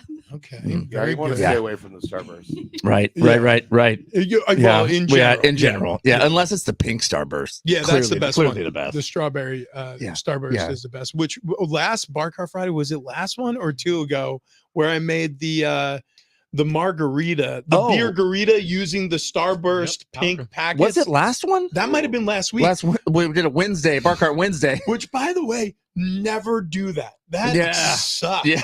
What, a Bar Cart Wednesday or No, Bar Cart mixing Wednesday's fine. Oh, okay. Yeah, just the beer garita adding Starburst packets. I thought it was going to be a good idea. It was not a good idea, and I apologize for that. So we have set up a cheese and meat board. We're going to start opening some wines here in I guess we'll start early. Well, we're right up against it. We'll save it for the clock hour because we're up against it. Kimberly, one of the requests that we have is, as we're wandering our way through the different offerings from Oak Ridge Winery, are you able to like talk about what cheeses or meats from a cheese board or a charcuterie board will match well with wines? Is that something you're capable? Because I have no idea. And also, could you teach us like how we're supposed to drink wine? And Sean, we're going to employ your help there too, because you're looking at 3 Neanderthals. Actually, no, Fletch, he's a fancy boy. He was talking about how he's a wine guy. Yeah. Very cultured. Kimberly. Actually, wine starts as a culture, so you're there. Well, hey, look at that. Look at that. Thanks, Sean. I knew that. Kimberly at that blonde wino. You can find her on Instagram, social media, everywhere. When you look at this group, this room, is there one in particular that would stand out to you as, oh, that's the wine guy? I'm gonna go with Rich. Wow, going rich. Thank you, and you nailed it. Wow. Rosé all day, fellas. I think it's because you put on I glasses. didn't bring any look rosé. I'm sophisticated. sorry. I was gonna bring it, and I was like, no, it's too much in the lineup. But hey, do you know a stat? I got a stat for you. Yeah, which is? Man, female, who drinks more rosé? Well, because you're asking exactly. it's got to be guys, right? Got to be guys. Well, what percentage? I'm going to say it's a 60-40 split. Close, 55. But do you know the reason why? No. What Because do men everybody knows baseball games in rosé. buy? Here, I have a sound for you. What is Wait, it? Oh, what? the screw top? Yes. So guys gravitate more towards No, screw top wines? That's not. I was. That's just No, I'm his just playing. experience. Just playing. No, the reason why is because majority of men, when they go to the store, what do they buy? Something that their wife will drink. The wife will have it, but men actually use and consume more rosé than what their wives do. We knew it. That's fascinating. We knew it. Well, we got a glass in hand, but let's take a break here before we officially kick off a wine tasting Bar Card Friday. Everybody good with that? I think that's a great cool. idea. Coming up next, we jump in with Sean Fuller from Oak Ridge Winery, Kimberly Lizakowski, am I pronouncing that last name correctly? That Blonde Wino on Instagram, and of course, Tony Kanja, Keg and Bottle, 10 locations around San Diego. We'll all be back coming up after this.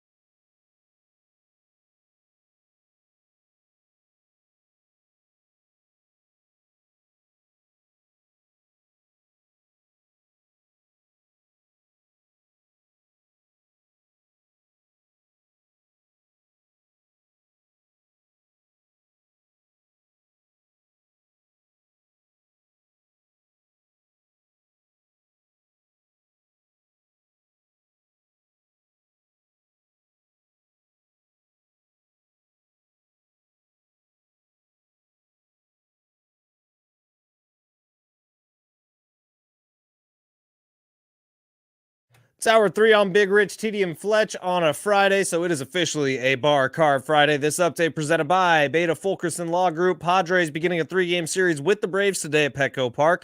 And if you're looking for a spot to pregame down in the gas lamp, head on down to the Naughty Barrel. We're going to be there from noon to 6. Some excellent barbecue going on the smoker here this afternoon. Sticking with baseball, Paul Skenes, the rookie sensation from the Pirates, had a no-hitter going through 7 innings on 99 pitches before the Pirates pulled him out of the game. And at the ESPYs last night, Patrick Mahomes winning his 2nd consecutive Male Athlete of the Year award. Attorney Dan Fulkerson and the Beta Fulkerson Law Group have been voted San Diego's favorite personal injury law firm. If you know anyone involved in a car or motorcycle accident, have them call Beta Fulkerson Law Group today, 619-333-5555. Thank God it's Friday! It's been a long week and the fellas are thirsty. Scotch. Here it goes down into my belly. It's time to cruise into the weekend. Big Rich, TD, and Fletch present Bar Card Friday.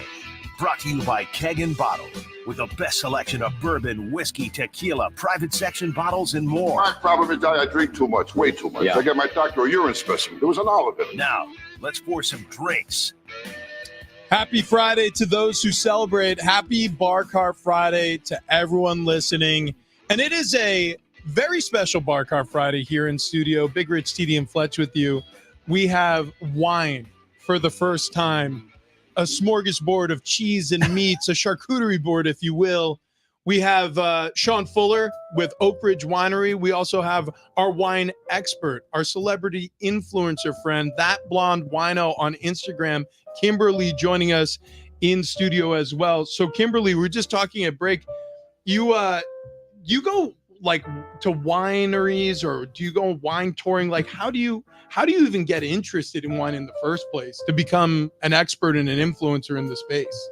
I think my mom was the reason I really started getting into wine. She was always really into it. So I started drinking it in college when my friends were drinking vodka sodas. I was going and get wine. So that's kind of what got my foot in the door. And then I think the wine world can be kind of pretentious. So I wanted to bring an approachable way to show wine to my friends that were around my age. And then, yeah, I love just learning more from different wineries, from winemakers.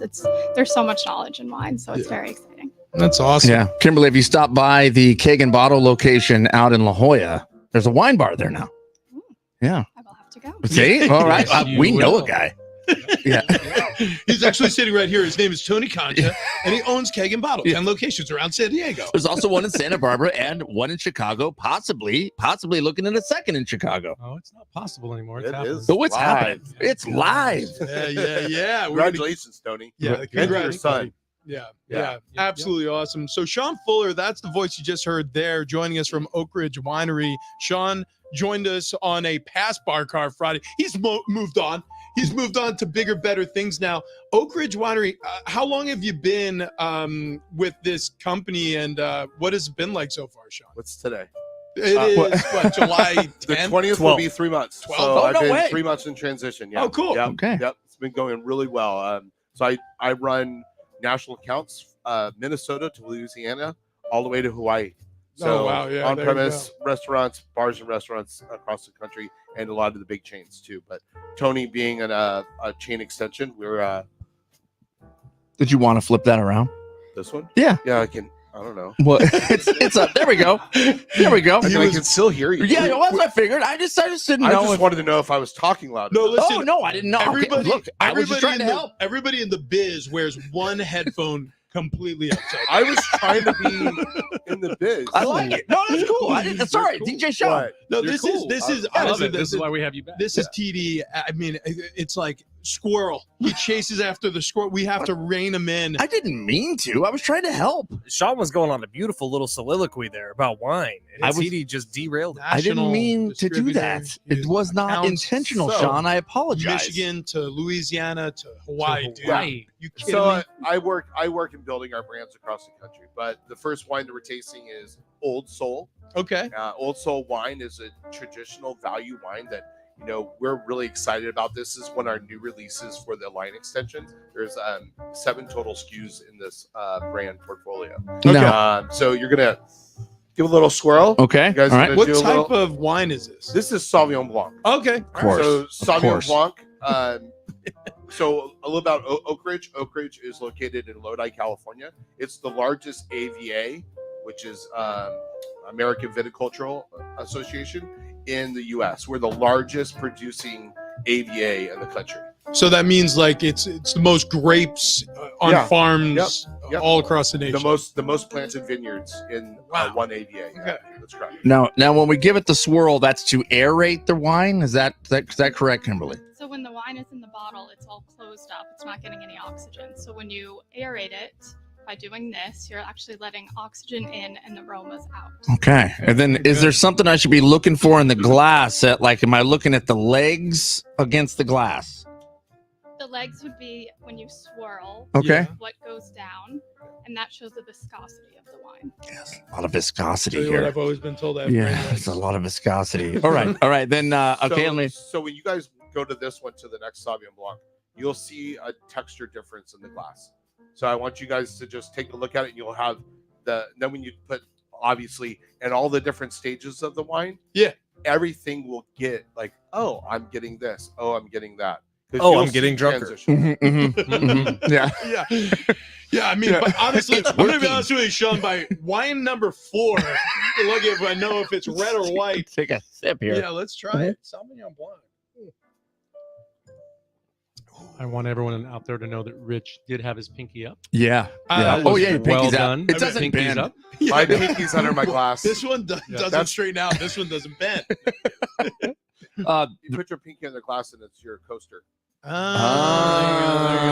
You guys like that? Yeah. That's the way to do it. This so what I taste is correct me if I'm wrong, Kimberly, green apple. I taste some green apple, some citrus. Yeah, citrus. Oh yeah, man, of course. Yeah. I mean, yes.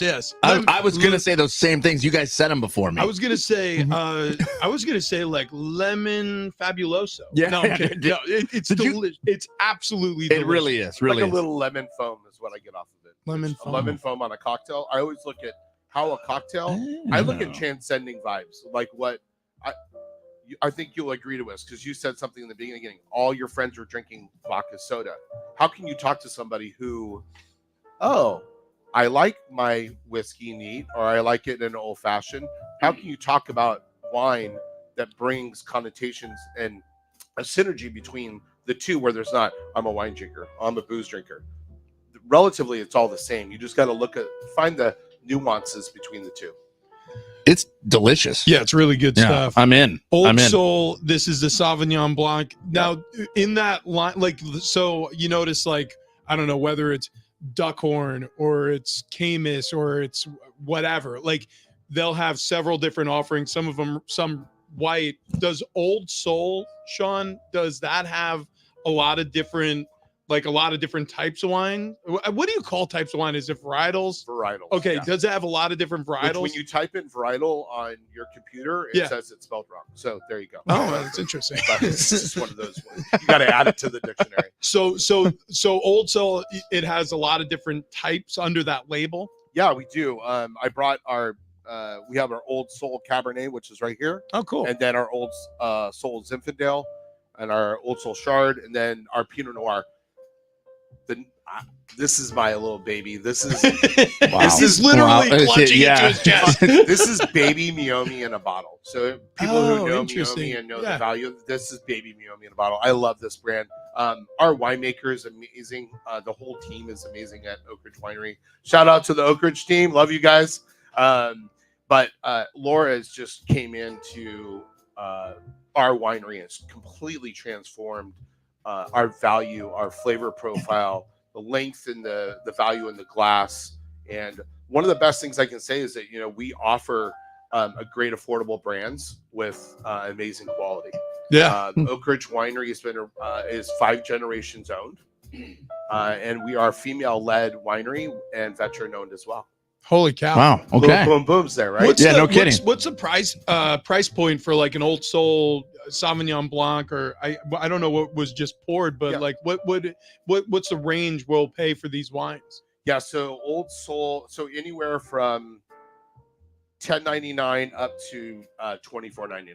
Okay. Wow, really? Yeah, so we're in the premium category game, and a little bit when we get to our newest release, which this wine that we're drinking right now, this is brand new. Like hard stop, less than 15 days out in the market. So we just released this out. It's called East Side Crossing.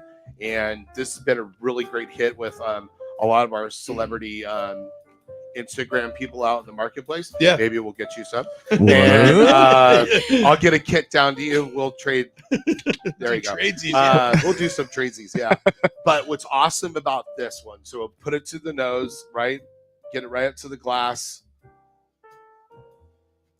Cantaloupe, watermelon, a little bit of like honeydew. dew. Yeah, honeydew. I was going to say that. That dew or honey don't. Yeah, I say either way. Honey don't. You guys were talking about the pause. He said, honey, dew.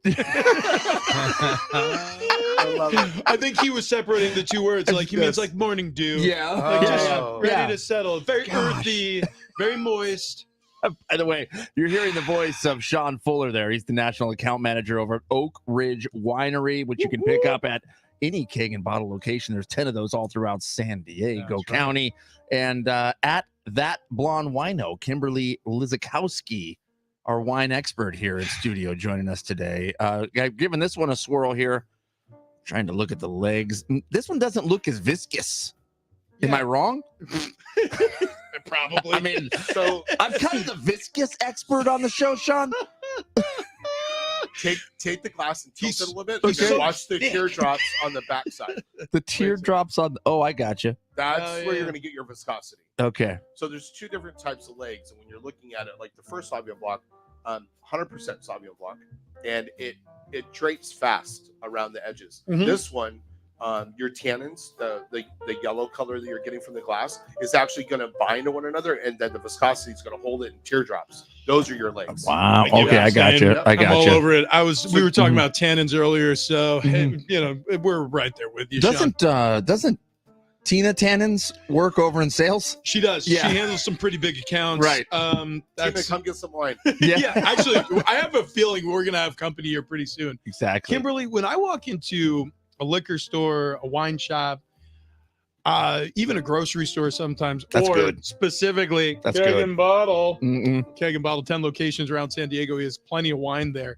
The way I select my wine is by the label. It sounds like a pretty unrefined approach, and I'm going to be honest with you, it is.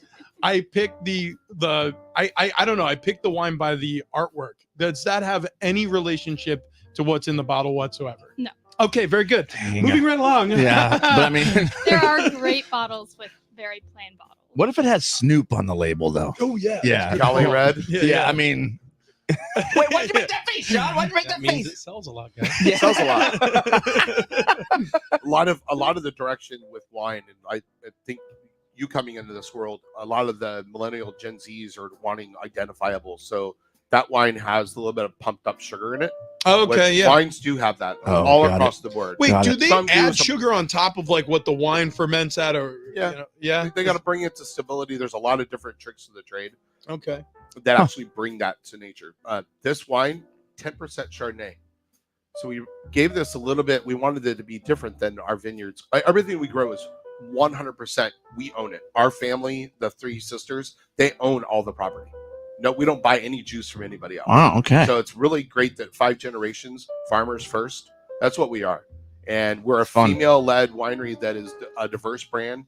We are a significant part of Women of the Vine, which is in spirits, which is a great institution created by Deborah, who shout out to Deborah because she's created this whole culture of women having their identity in wine and actually having a group that support one another. So it's been really good that they're a part of that. But 10% Chardonnay on this, and it just gives a little bit of creamy texture to the end. Yeah. It makes it a little bit longer.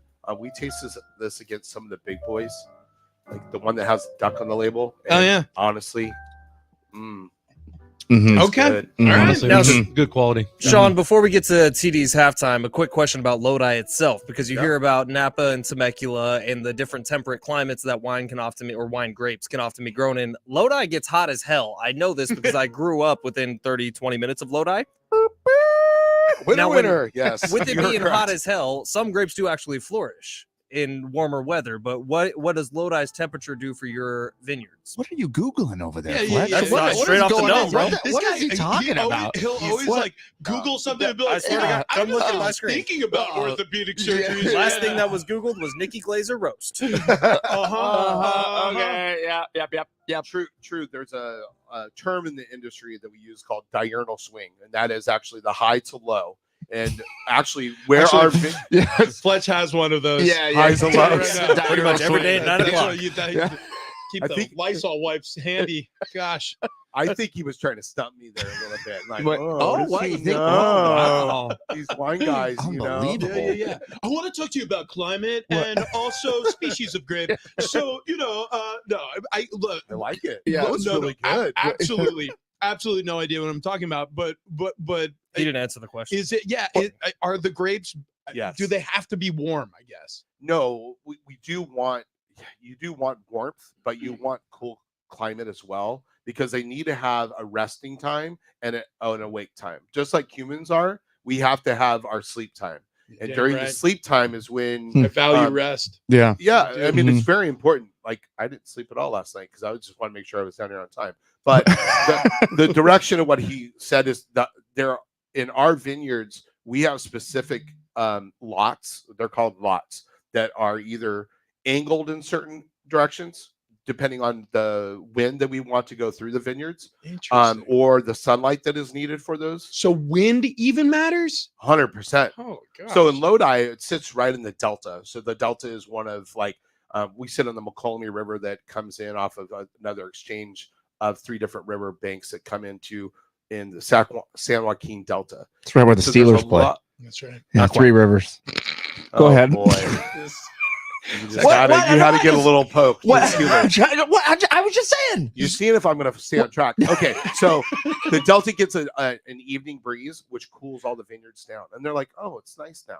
Yeah. And then in the morning, they're like dewy, a little bit of haze, a little bit of like a little bit of Humidity. moisture, humidity Yeah. on the yeah. grapes, and then they wake up and they're like, "Okay, let's go about our day," and they grow, and then they go and they retain the sugar at nighttime. Oh, Huh. that's So you interesting. need Interesting. sugar to be fortified with yeast. Question for Kimberly at That Blonde Wino. You see the cheese board laid out in front of you here. That's actually a 2-parter. One, that cheese board was put together by someone here in this room. Who would you say, just by the looks, put together the cheese board? I'm gonna say you did. No, it was not me. But is it because it looks like I consume a lot of cheese? Is that was also a Rich Ornberger special? He is our cheese board guy. You did a great job. Thank you very much. that is an hour-long cheese board right there. I spent some time. What cheese should we be pairing with this particular wine? A goat cheese, that would be great. Oh my God, we got goat cheese. And I happen to have one here for I you. already had goat cheese. Tony the goat Conta. There Because you I go. knew what was gonna. Maybe throw some prosciutto on that bad Oh, boy. yeah. What? I'm not No, sure I about don't think he needs prosciutto. prosciutto because I want him to taste the goat. I understand he loves goat cheese. I already did And- the goat cheese. And he But farm you animals. didn't do it with Wait, wine. what am I supposed to do and first this here, was Kimberly? recommended by a wine expert. That is Yeah, true. Kimberly, do you sip the wine first? Or? So goat cheese is actually gonna kind of taste the taste profile of the cheese. So take a sip first. Okay. Taste it first. Uh-huh. That's what she said. What? And then what next? Then take a bite of the goat cheese. Okay. All right. Take a quick bite. Mhm. Wow, that was a lot of goat cheese. You just went right for it, didn't He you? did. And then once you're almost done chewing and you just still have a little bit of the remnants of Are the you goat cheese, Are you supposed to eat a massive Go amount back. of goat No. cheese? The remnants take of the it in 2 goat bites. cheese. My see- God. Can you say fuzzy bunny 5 times fast? I've never had this much goat in my life, guys. Okay, now You're go not back actually in eating for a goat. taste Mhm. and see how the taste profile changed a little bit from the acidity of the cheese. Oh yeah, it did actually. Oh, TD's getting cultured one bite at a time. That, Oh wow, that's that very is- fun and that's delicious. That's marvelous. Yeah, that I is. I would like to say I am eating goat. I'm eating liquid goat. God. And that's perfect timing to welcome you into our next halftime sports update. With, you heard him just there, finishing up the remnants of goat. Travis TD Dale. Man, oh man, just got done watching another car fire out in Italy. The landscape beautiful, the road treacherous. The Padres back in action today. Braves in town. Randy Vasquez on the mound. Not to be confused with Viscous. Yeah, that's going to be a lap. Why would that be a lap? Two very different things. 6:40 start time out at Petco Park. If you're looking to pregame or a place to watch the game, no better location than the Naughty Barrel downtown. Coming out with San Diego Sports 760. The crew down there going to be broadcasting live from noon to 6 p.m. I'll be there. Our very own Fletch will be there from noon to 3. Yeah. Great. The Pirates rookie phenom Paul Skenes was throwing a no-hitter through 7 innings. He had 11 strikeouts, but he had thrown 99 pitches. So the Pirates yanked him. They yanked him off the mound. It was very, very sad. Yep. And out in Wimbledon, this match has been going on since 5 a.m., by the way. yeah, this has been going on for a minute. A lot of alligator logo Lacoste, I think that's how you say it, shirts out there. Lacoste? You don't pronounce the last vowel. You Why? leave that one off for savings. But didn't they put a little thing over the letter? Anyway, so tell us So about anyways, what's happening. I mean, we're talking polos. We're talking sweaters wrapped around the shoulders. Yeah, We're talking visors. But like we're talking specifically- shorty shorts. specifically the tennis. Like, what's happening in the tennis match? Rich, are these guys there's two athletes? guys hitting it back and forth. Oh yeah, you have to be an athlete to play Oh, tennis. weird. Yeah. How about Absolutely. But not padel? golf. Kimberly, have you ever played padel? I have not. It's like steel cage tennis. It's the coolest thing I've ever done with my life, and I feel like I've done a lot of cool things. For example, I just had a Zinfandel paired with goat cheese. That was a Zinfandel? I don't know. No, that wasn't a Oh, Zinfandel. Oh, Yeah, it was a Sauvignon Blanc. damn it! Sorry. You uncultured swine. I would try to update you on what is happening at Wimbledon, but it's gone to commercial break. So I believe that the number 3 guy was up 2-1, and it is coming down. His name's Alcaraz. Alcaraz. And he's from España. It's breakpoint number 2. It is breakpoint number 2 out there in Wimbledon. Unbelievable. And in the WNBA, the Liberty Reynolds. This guy, 91.76. You know what? Unbelievable. You are on fire today. I feel mean, good. That was redemption. That was nicely done. Thank you. Okay, Thank you. So speaking Oh my God. of breakpoint, it's time for us to What? take a break. We have much more here on a Bar Cart Friday coming up. We have That Blonde Wino on Instagram. Kimberly joining us in studio, our wine expert. Also, Sean Fuller, who is, I mean, look, he's all over this country, bringing Oak Ridge Winery to every restaurant and every distributor out there. So if you haven't ever tried any of this Old Soul or this East Side Sauv Blanc, you got to try some. It's absolutely delicious. We're going to move on to some more choices coming up. Speaking of choices, Fletch, we have choices of a lot of daily fantasy apps, but we choose Prize Picks. Because it's the best. In fact, it's the number 1 daily fantasy app on the freaking continent. That means Canada, Mexico, and the United States of America, the land of the free, baby. And with Prize Picks, it is so simple. You can download it, use promo code DOGS, and get your first deposit matched up to $100 within what, a minute and a half? That's all it took us to do. Yeah, sign up took me 2 minutes. I'm a little slow. Dogs, DOGS at sign up, and you can have your first deposit double up to $100. So if you put in 25, you're playing with 50. You put in 50, you're playing with 100. I put in 100. I got to play with $200. And like Fletch, I haven't had to refill my account yet because these lineups, as you add to them and you get used to the playing, like you're winning money. My cash winnings are up to $900 already. Yeah, I'm up over 1,500, but you'll get Okay. there. Don't worry, Thank you Rich. for I've been that, playing a little folks. longer than you Really have. nice of you to But say. for example, a guy like Sean, as he's traveling around the country, hotel to hotel, different lady, a different city every night. Drinking, just pounding bottles. Well, it's okay. Sean's mic's not on. So it's good. Fletch. Oh, sorry, Sean. He speaks every single night in every different city as he's watching whatever game he's watching. And- That's what's cool about it. I even watched a whole soccer match because of Prize Picks. Now, soccer, not for me. Prize Picks, definitely for me. Absolutely. And if you're interested in Wimbledon, where Medvedev and Alcaraz right now are in a heated semifinal bout. Ooh, Do they call them bouts in tennis? Sure. Wait, it says first semifinal. Does that mean there's a multitude of semifinals? No, that means the next semifinal is different people. Oh, I see what you're saying. Yeah, it's just a Oh, different leg of the tournament. got Anyways, it, got look, whatever you're into, you're going to find a Prize Picks lineup for you. When you download the app, which you should immediately, go ahead and sign up with promo code DOGS. That's DOGS. Your first deposit matched up to $100. More Big Rich, TD, and Fletch coming up next.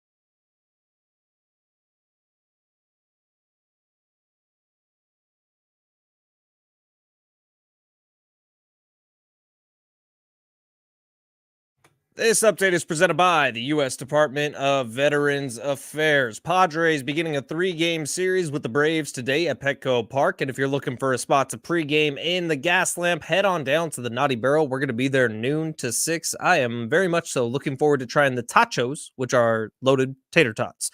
Sticking with baseball, Paul Skenes, the rookie sensation from the Pittsburgh Pirates. He had a no-hitter going through 7 innings on 99 pitches before the Pirates pulled him out of the game to save his arm. But what did it cost? And at the ESPYs last night, Patrick Mahomes won his 2nd consecutive Male Athlete of the Year award. The last couple of days out in Vegas was the Mountain West Media Days. Sean Lewis joined John and Jim yesterday. If you missed it, it is up on the free iHeartRadio app. VA education benefits allowed some to earn a degree without the type of student debt that so many people face. Services were then, benefits are now. Get what you earned. Visit choose.va.gov. Not all veterans are eligible for the type or amount of benefits mentioned here. Thank God it's Friday! It's been a long week and the fellas are thirsty. Scotch. Here it goes down into my belly. It's time to cruise into the weekend. Big Rich, TD, and Fletch present Bar Card Friday. Brought to you by Keg and Bottle, with the best selection of bourbon, whiskey, tequila, private section bottles, and more. My problem is I drink too much, way too much. Yeah. I get my doctor a urine specimen. There was an olive in it. Now, let's pour some drinks. It's Big Rich, TD, and Fletch. We're back on a Bar Car Friday, brought to you by Keg and Bottle, 10 locations around San Diego. The station, the studio is beginning to fill up as expected. The charcuterie board is attracting people from through the window.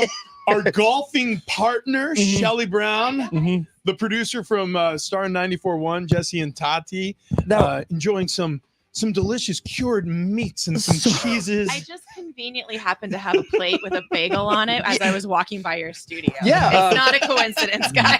BYOB, apparently. Yeah, absolutely. This is my 2nd attempt of the day to come in here with a plate to get stuff. Good. Salute, Shelly. Yeah. Thank you, Ben. Yeah. Would you like to try some wine? Yes. I don't know what kind that was. I forgot. I got a glass for her. Okay, here we Sauv go. Blanc. Because I got glasses. You do. Awesome. Would you like a white or a red with your bagel? I actually would love a white, if possible, please. Actually, What are perfect we person looking to at? ask. We'll go to our expert here. That blonde wino on Instagram, Kimberly, what would you pair with a bagel? What varietal of wine? I think if you're drinking wine at 8 a.m. with a bagel, whatever wine you would like. What? Okay, It whatever is an wine. everything bagel, so I feel like that you need something. I mean, I guess a red would go good with the garlic and the onion. I would Very say savory. yes, but also the meat. So when you're going to put meat with that, Right. the Wow. meat. I got both. Well, Wow, that's good. She's got meat. well, it's just Another question. Are you allowed? Oh boy, this is a dumb question. It's about to go off the rails, isn't it? No, this is really dumb question. Are you allowed to if you really like a red wine, Kimberly, and a white wine, are you allowed to mix them together? Oh to yeah, make, that's a good call. Your own blend? Is that a really stupid question I just asked? I mean, they have different types of wines that have blends in them already, so you don't have to mix them yourself. Yeah, you don't. Yeah. Let's stay away from But that. oh yeah, I was not about to say it's more fun. Well, there are a lot of white grapes that are actually put into red wine because they Yeah. want certain aromatic to be either come out of the wine or they need it to balance out another flavor in the red that's coming out that they want to tame it down. So white wine has a different aromatic structure to it. Of course. Yeah, It's yeah. all It's it's very all aromatic it's structures. The tannins. Yeah, But but you want to Don't forget about the legs. occasionally if you want yeah, the leg, the legs, talk- the legs. Viscosity is very important to us. Yeah. If you want to add a little brightness to a cab, maybe you would add Sauv Blanc grapes. Yeah. Okay. Anyways, moving right No. on. What the hell are we talking about So right now? no, Wait. when we were talking earlier, you said that you love Rhone varietals. A lot of Rhone varietals in California will actually use different esoteric white grapes to not make those Rhone varietals be so right in your face. They'll tame them down or put more aromatics in it. So Gamay is used. They'll do a little bit of Yame is Ventoliner in a it. type of grape. It's a red grape, and they'll Okay. put a little bit of Ventoliner in there, and that'll give it a little bit of bright acidity. feel like that's what you say, like what a child says when something's delicious. What's that? Yame. Yeah, man. You are you are walking the line, buddy. Yeah, Is it that was not? almost. That was. What? It wasn't super offensive, but I still almost want to make you take a look. What? Why would that be offensive at all, Shelly? Let me ask this It's question. not offensive. You said a word there, a verdeline. Is that a white wine grape? Yeah, it is. Yeah. Okay, that's Does it grow up? Actually, The you wanna vertical? you want to know what's funny? Some shoots out of a vine either shoot straight up Okay. and they go to the sun like a sunflower, Yeah. or some of them drop down. See, Hey, how about I don't know what a stupid question or a good question is when it's coming out of our mouths, because I was like, that's a dumb question. No, Thank you. I'm the one who's like, Thank when you. you mix the red and white, is that cool to do? And Yeah, I have a apparently, good question. yeah. Can we try the Cab Sav? Oh Yeah. yeah. Oh, yeah. I guess we could try that. Old Soul Cab Sauv. Okay. Okay. Should we be So- pairing this with a cheese from the cheese board? Oh yeah. Yeah. If you could, Kimberly, which cheese do you think would pair best with a Cabernet Sauvignon? So we have we have a horseradish and bacon Gruyere. That's Don't say that one. Oh, that's Yeah, a pick Manchego. a different that one. one's a Pick a Manchego. di- is there like a good cheddar there? There's no cheddar No actually cheddar. on this. But Is there there's a smoked Gouda. A slice of American? That's it. That's smoked Gouda. What? I think the Oh, and then smoked there's Gouda- a triple cream brie on the board. I would say the smoked Gouda. yeah. Okay. Okay. That's also what I was thinking, guys. Now, Kimberly, Thank when you, Kimberly. are getting ready That's for one I know. a Cabernet Sauvignon, this is more of a smelly wine, right? So you want to, can you describe proper technique for the smell? Yes. So I always go in for What and then Hell? Aromatic, if you will. yes, I always Thank go in for an initial smell. Okay. See what you smell. Smells kinda Sean, hell- this kinda hell of a one, nose. this is going to be up my alley. Yeah, this is- smells really good. And give it a swirl like Okay. we learned. All right. Because of the aerating. You know what? Why don't you boys, go back in for one more smell? Because this has quite the earthy aroma, very much like a forest floor. You son of a! I This know is- what you're doing. I know what you're doing. I Yeah. just saw you look down at your phone. God, he's That was straight from Keith. What? Oh, that was from Keith. actually. I do. Who is a wine smell- expert. Yeah, Keith. I smell forest floor also. Actually, No, I'm you kidding. do get it. I smell like dark fruit. Obvious. Yes. Yeah. This is Actually, really. one of the good ones that you should do is do a blackberry or a raspberry with this. And after you taste it, Oh yeah, then yeah. you'll be like, oh. Then you'll get the nuances of flavor when we talk about. I smell raspberry Mhm. and forest floor. I have good. One of the typical tones you'll term you'll get is Currant.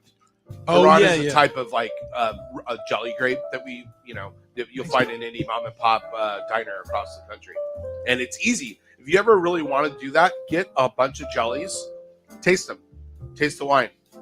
All your light colored jellies with white wine, all your dark colored jellies with red wine, and you're like, oh, I get boysenberry. Oh, that's smart. I get blackberry. So then you can see what. Oh, that does make The a lot. and you just educated yourself. the See, Rich? Gouda was better than I expected.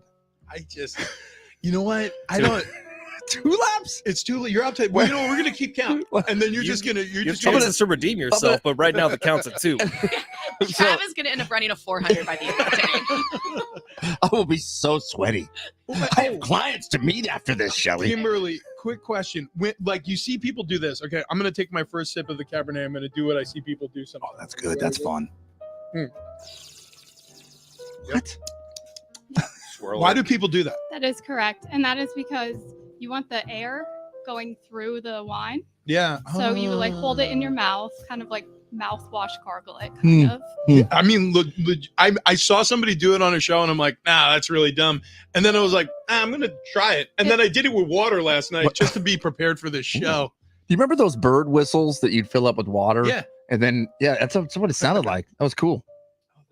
Oh no, we got That's a little. the thing. Nobody else thought that was cool. Fine. We're all still just letting you. That's 3. We're letting you wave out here, Why do I dude. get a Here lot it for is. that? We're just giving you the Wait, what rope, am I buddy. supposed to eat first? The blackberry or the fig jam? Yes. Do the Oh. fig. Mm-hmm. Oh wow, man, that is good. So the smoked Gouda. Why would you, Kimberly, pair smoked Gouda, that cheese with Cabernet? This is a fuller bodied wine. This is something you would pair with meats, and smoked Gouda is more of a smoky, dark like that umami kind of savory flavor. So what do you got, glad Fletch? Kimberly mentioned fuller bodies because 4 months ago, 5 months ago, all three of us had much fuller bodies. Sean, you Right. remember, you actually Yeah. saw us pre-sdfatloss.com. Yeah. How much fatter was this show last time you saw right. us? We were large. We were Because large. I was large too, and you guys, you and I have traded multiple. We were talking about this. Yes, and yes, it is working. Dude, look at this guy. SDFatLoss.com. That's the spot to go. Wayne and Chloe are going to set you up on a roadmap for your life for the next 2 months that is going to change your life dramatically. All three of us lost 35 plus pounds in the last 6 months. And the first 2 months of it was when all the hard work was done. You can do the exact same thing. Head on over to SDFatLoss.com. Sign up for the free consultation. Chat with Wayne and Chloe. They were our weight loss coaches. They could be yours as well. And right now, when you mention Big Rich, TD, and Fletch at sign up, you are going to save $200 off the program. And you too will no longer have a super full body. You will just drink full bodied wines. Coming up next, we continue Bar Car Friday and we tie a bow on this thing. Keep it tuned.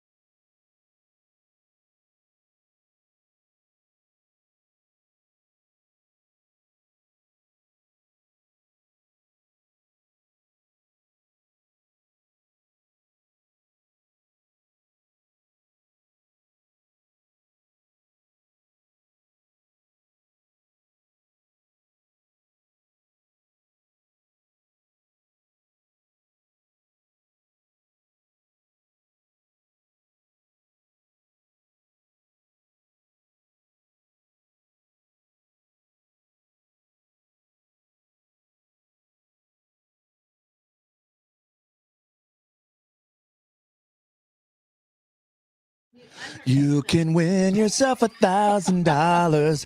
All you have to do is listen for a keyword. Then take that keyword to sportssd.com. Enter it there for your shot at a grand. Your next shot is coming up at 9 a.m. San Diego Sports 760. Eat fresh. Ow! San Diego Sports 760. We're more than great coats.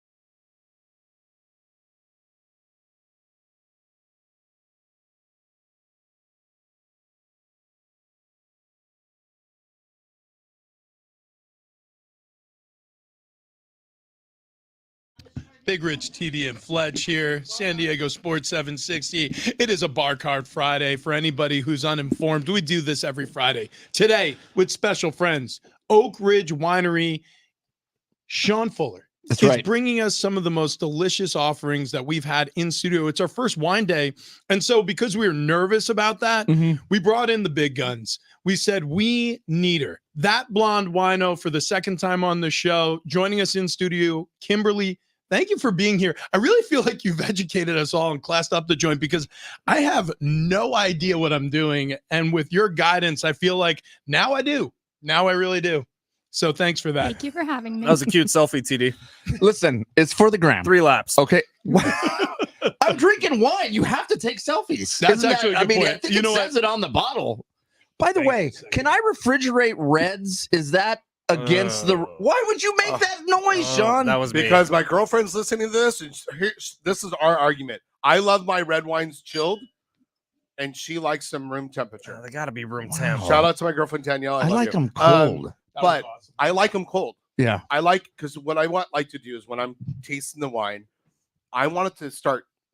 I'll taste it cold at the top. I'm Okay. swirling. It'll start dropping in temperature.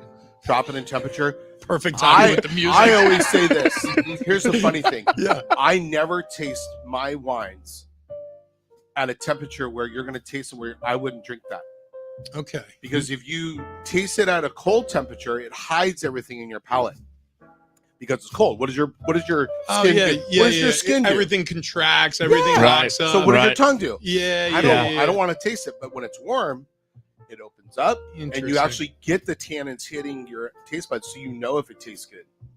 I like this All idea. right. a lot. I'm in. Yeah. I'm in. So would that not make the argument for tasting wine at room temperature? Well, no. What I do is I microwave it. Oh my god! I put up Drink just wine tea. Yeah, hot wine. quick 45 seconds. High power. I'll tell you right now. The You best have way. any idea how many stemless wine glasses I've exploded? Oh wow! You should drink it out of a mug. Oh, Wait, how damn is it! What? We go to Kimberly, Yeah, our wine expert. That blonde wino. Do not advise microwave wine. Have you ever tried it? Okay, well, yeah. Well, okay, well, I'm sorry you we have a haven't lived. microwave. You Kimberly. haven't lived. Yeah. Well, I have severe ADD, and I've left my wine in the freezer before, and that is not good. Oh, Yeah, that- But I will Well, give you a done that hack. with You guys beer. want a hack for a rosé, still rosé wine? Yeah. If you have a Soda Stream machine at home, Oh my gosh. about 2 inches below the line on the Soda Stream, Yeah. fill your Soda Stream up, and then put it in the Soda Stream. Press it for 2 seconds. You have instant bubbles. Oh, so you make like a sparkling rosé in your soda Boom, streamer? instant. And Look at it's that. amazing. I've Soda done like Stream, 5 of are them you in a row, and I'm listening? like, oh, this is great. I wanted some sparkling in the morning. You know, honestly, if you do 5 of them in a row, by the 5th one, you have no idea where you're You're drinking. right there right That's now. correct. Because we're on number Like 5. that. That's Yeah, right. there we go. That's correct. Yeah, speaking of which, we have the Cabernet Sauvignon. This is the East Side Crossing. This Yes. this wine is a throwback. So when I came in, we talked about Prohibition, right? Yeah. Our winery, the original winery, is called the East Side Co-op. So this is an homage to the original winery that's been around since the early 1900s. So the Maggio family, Rudy Maggio, bought this about 20 years ago. And the direction is that we made this wine. We wanted to we're from the east sides of the track. It's a very small part of Lodi. So the East Side Crossing is actually a railroad stop where medicinal wine was actually picked up and distributed throughout the country. Did you say during Prohibition. medicinal? Medicinal. Oh, they sold wine medicinally? Yeah, during Prohibition, the only way you could drink wine is medicinally, like being purchased. Do you know how many Walgreens there were pre-Prohibition? No, I do not. Less than 20. When Prohibition ended, by the time it ended, 2,600. So Walgreens got in the wine game. Yeah. Oh, that makes Mr. a Wall lot. figured it out. How about Wow. that? Mr. Yeah. Wall. Yeah, him Yeah. and Green. Yeah, Really yeah, good. yeah, exactly. So this is so what is different about this cab from the one we tried earlier? You're going to get more length and age, a little bit more complexity in the blending. A little more forest floor. Less forest floor. less floor. The actual, we do a little bit more optimization in picking better grapes for this. So it makes you feel better. A little more You know what? optimization. We've hit the part of the show where Travis is wine drunk. This is my favorite version. Dude, there was 3 words there that weren't words. Yeah, I was trying to fit in optimistic, okay? Can I ask With you a question? optimization. Kimberly, that blonde Wando on Instagram. When you drink different varieties of wine, whether it's white or a red, or like I don't know, Sauvignon Blanc versus Chardonnay, are there different types of drunk that you feel? Oh, yeah. Is Does that one a- hit you faster? I feel like every time I ask a question to Kimberly, she gives me this look like that is the second dumbest question I've ever heard, because the last one you asked was the first dumbest. I think it depends on how much you drink one. Okay, well, and yeah. then there's different sugar levels in wines. There's a Wow. lot of things that could. Okay. Wow. Okay. I feel like she's just humoring me at this point. She's like, "Where is I the think- exit? I- When is this show over?" I decided to go in for a taste there during the answer. It's delicious. Yeah, that's a good one. Hang on. I'm just That gonna- is a good one. So so- regularly this is $24.99, $19.99 if you mention the show today. $20 for a 20 bottle of this? Galancha. Go get a case. Yeah, no kidding. Yeah, this and, is and that's what Sean was talking about. Pair this up against any other, $50 bottle. Are we're doing it with the pepperoni? Yeah, do a little Uh-huh. pepperoni. oh, this Mhm. makes Pass that sense. down. Mhm. Hang on. Yeah. Mhm. Here we go. Yeah. I'll tell you what, unfortunately, this show is coming to a conclusion. Yep. Because this has been inarguably one of my favorite Bar Car Fridays. This is Sean. We can't thank Yeah, you enough thank for you. coming in Yep. with Oak I Ridge know it's Winery. already over. I know. It's already Right. over. Flies by. But one more announcement on the other, all the old souls. Yeah. Those are regularly $14, $10 today. No, I mentioned the way. show the whole weekend, $10. dude. Holy Old smokes. Soul And- at and Keg this and one- Bottle. And the same thing with the OZV? OZV. OZV right here. This is our namesake. Number 1 selling brand for Oak Ridge Winery. Yeah. Number 2 selling Zinfandel in California. Number 4 nationally. OZV. This Yeah. boy is amazing. I And love we'll it. do that Wow. the same price, $10. That's $10 incredible. For old so for old ZV. Get yourself to a Keg and Bottle, 10 locations all throughout San Diego County. Thank you, Sean. Oak Ridge Winery. Huge thank you at That Blonde Wino. Kimberly, you're the best. We're done. That's it. We'll see you Monday.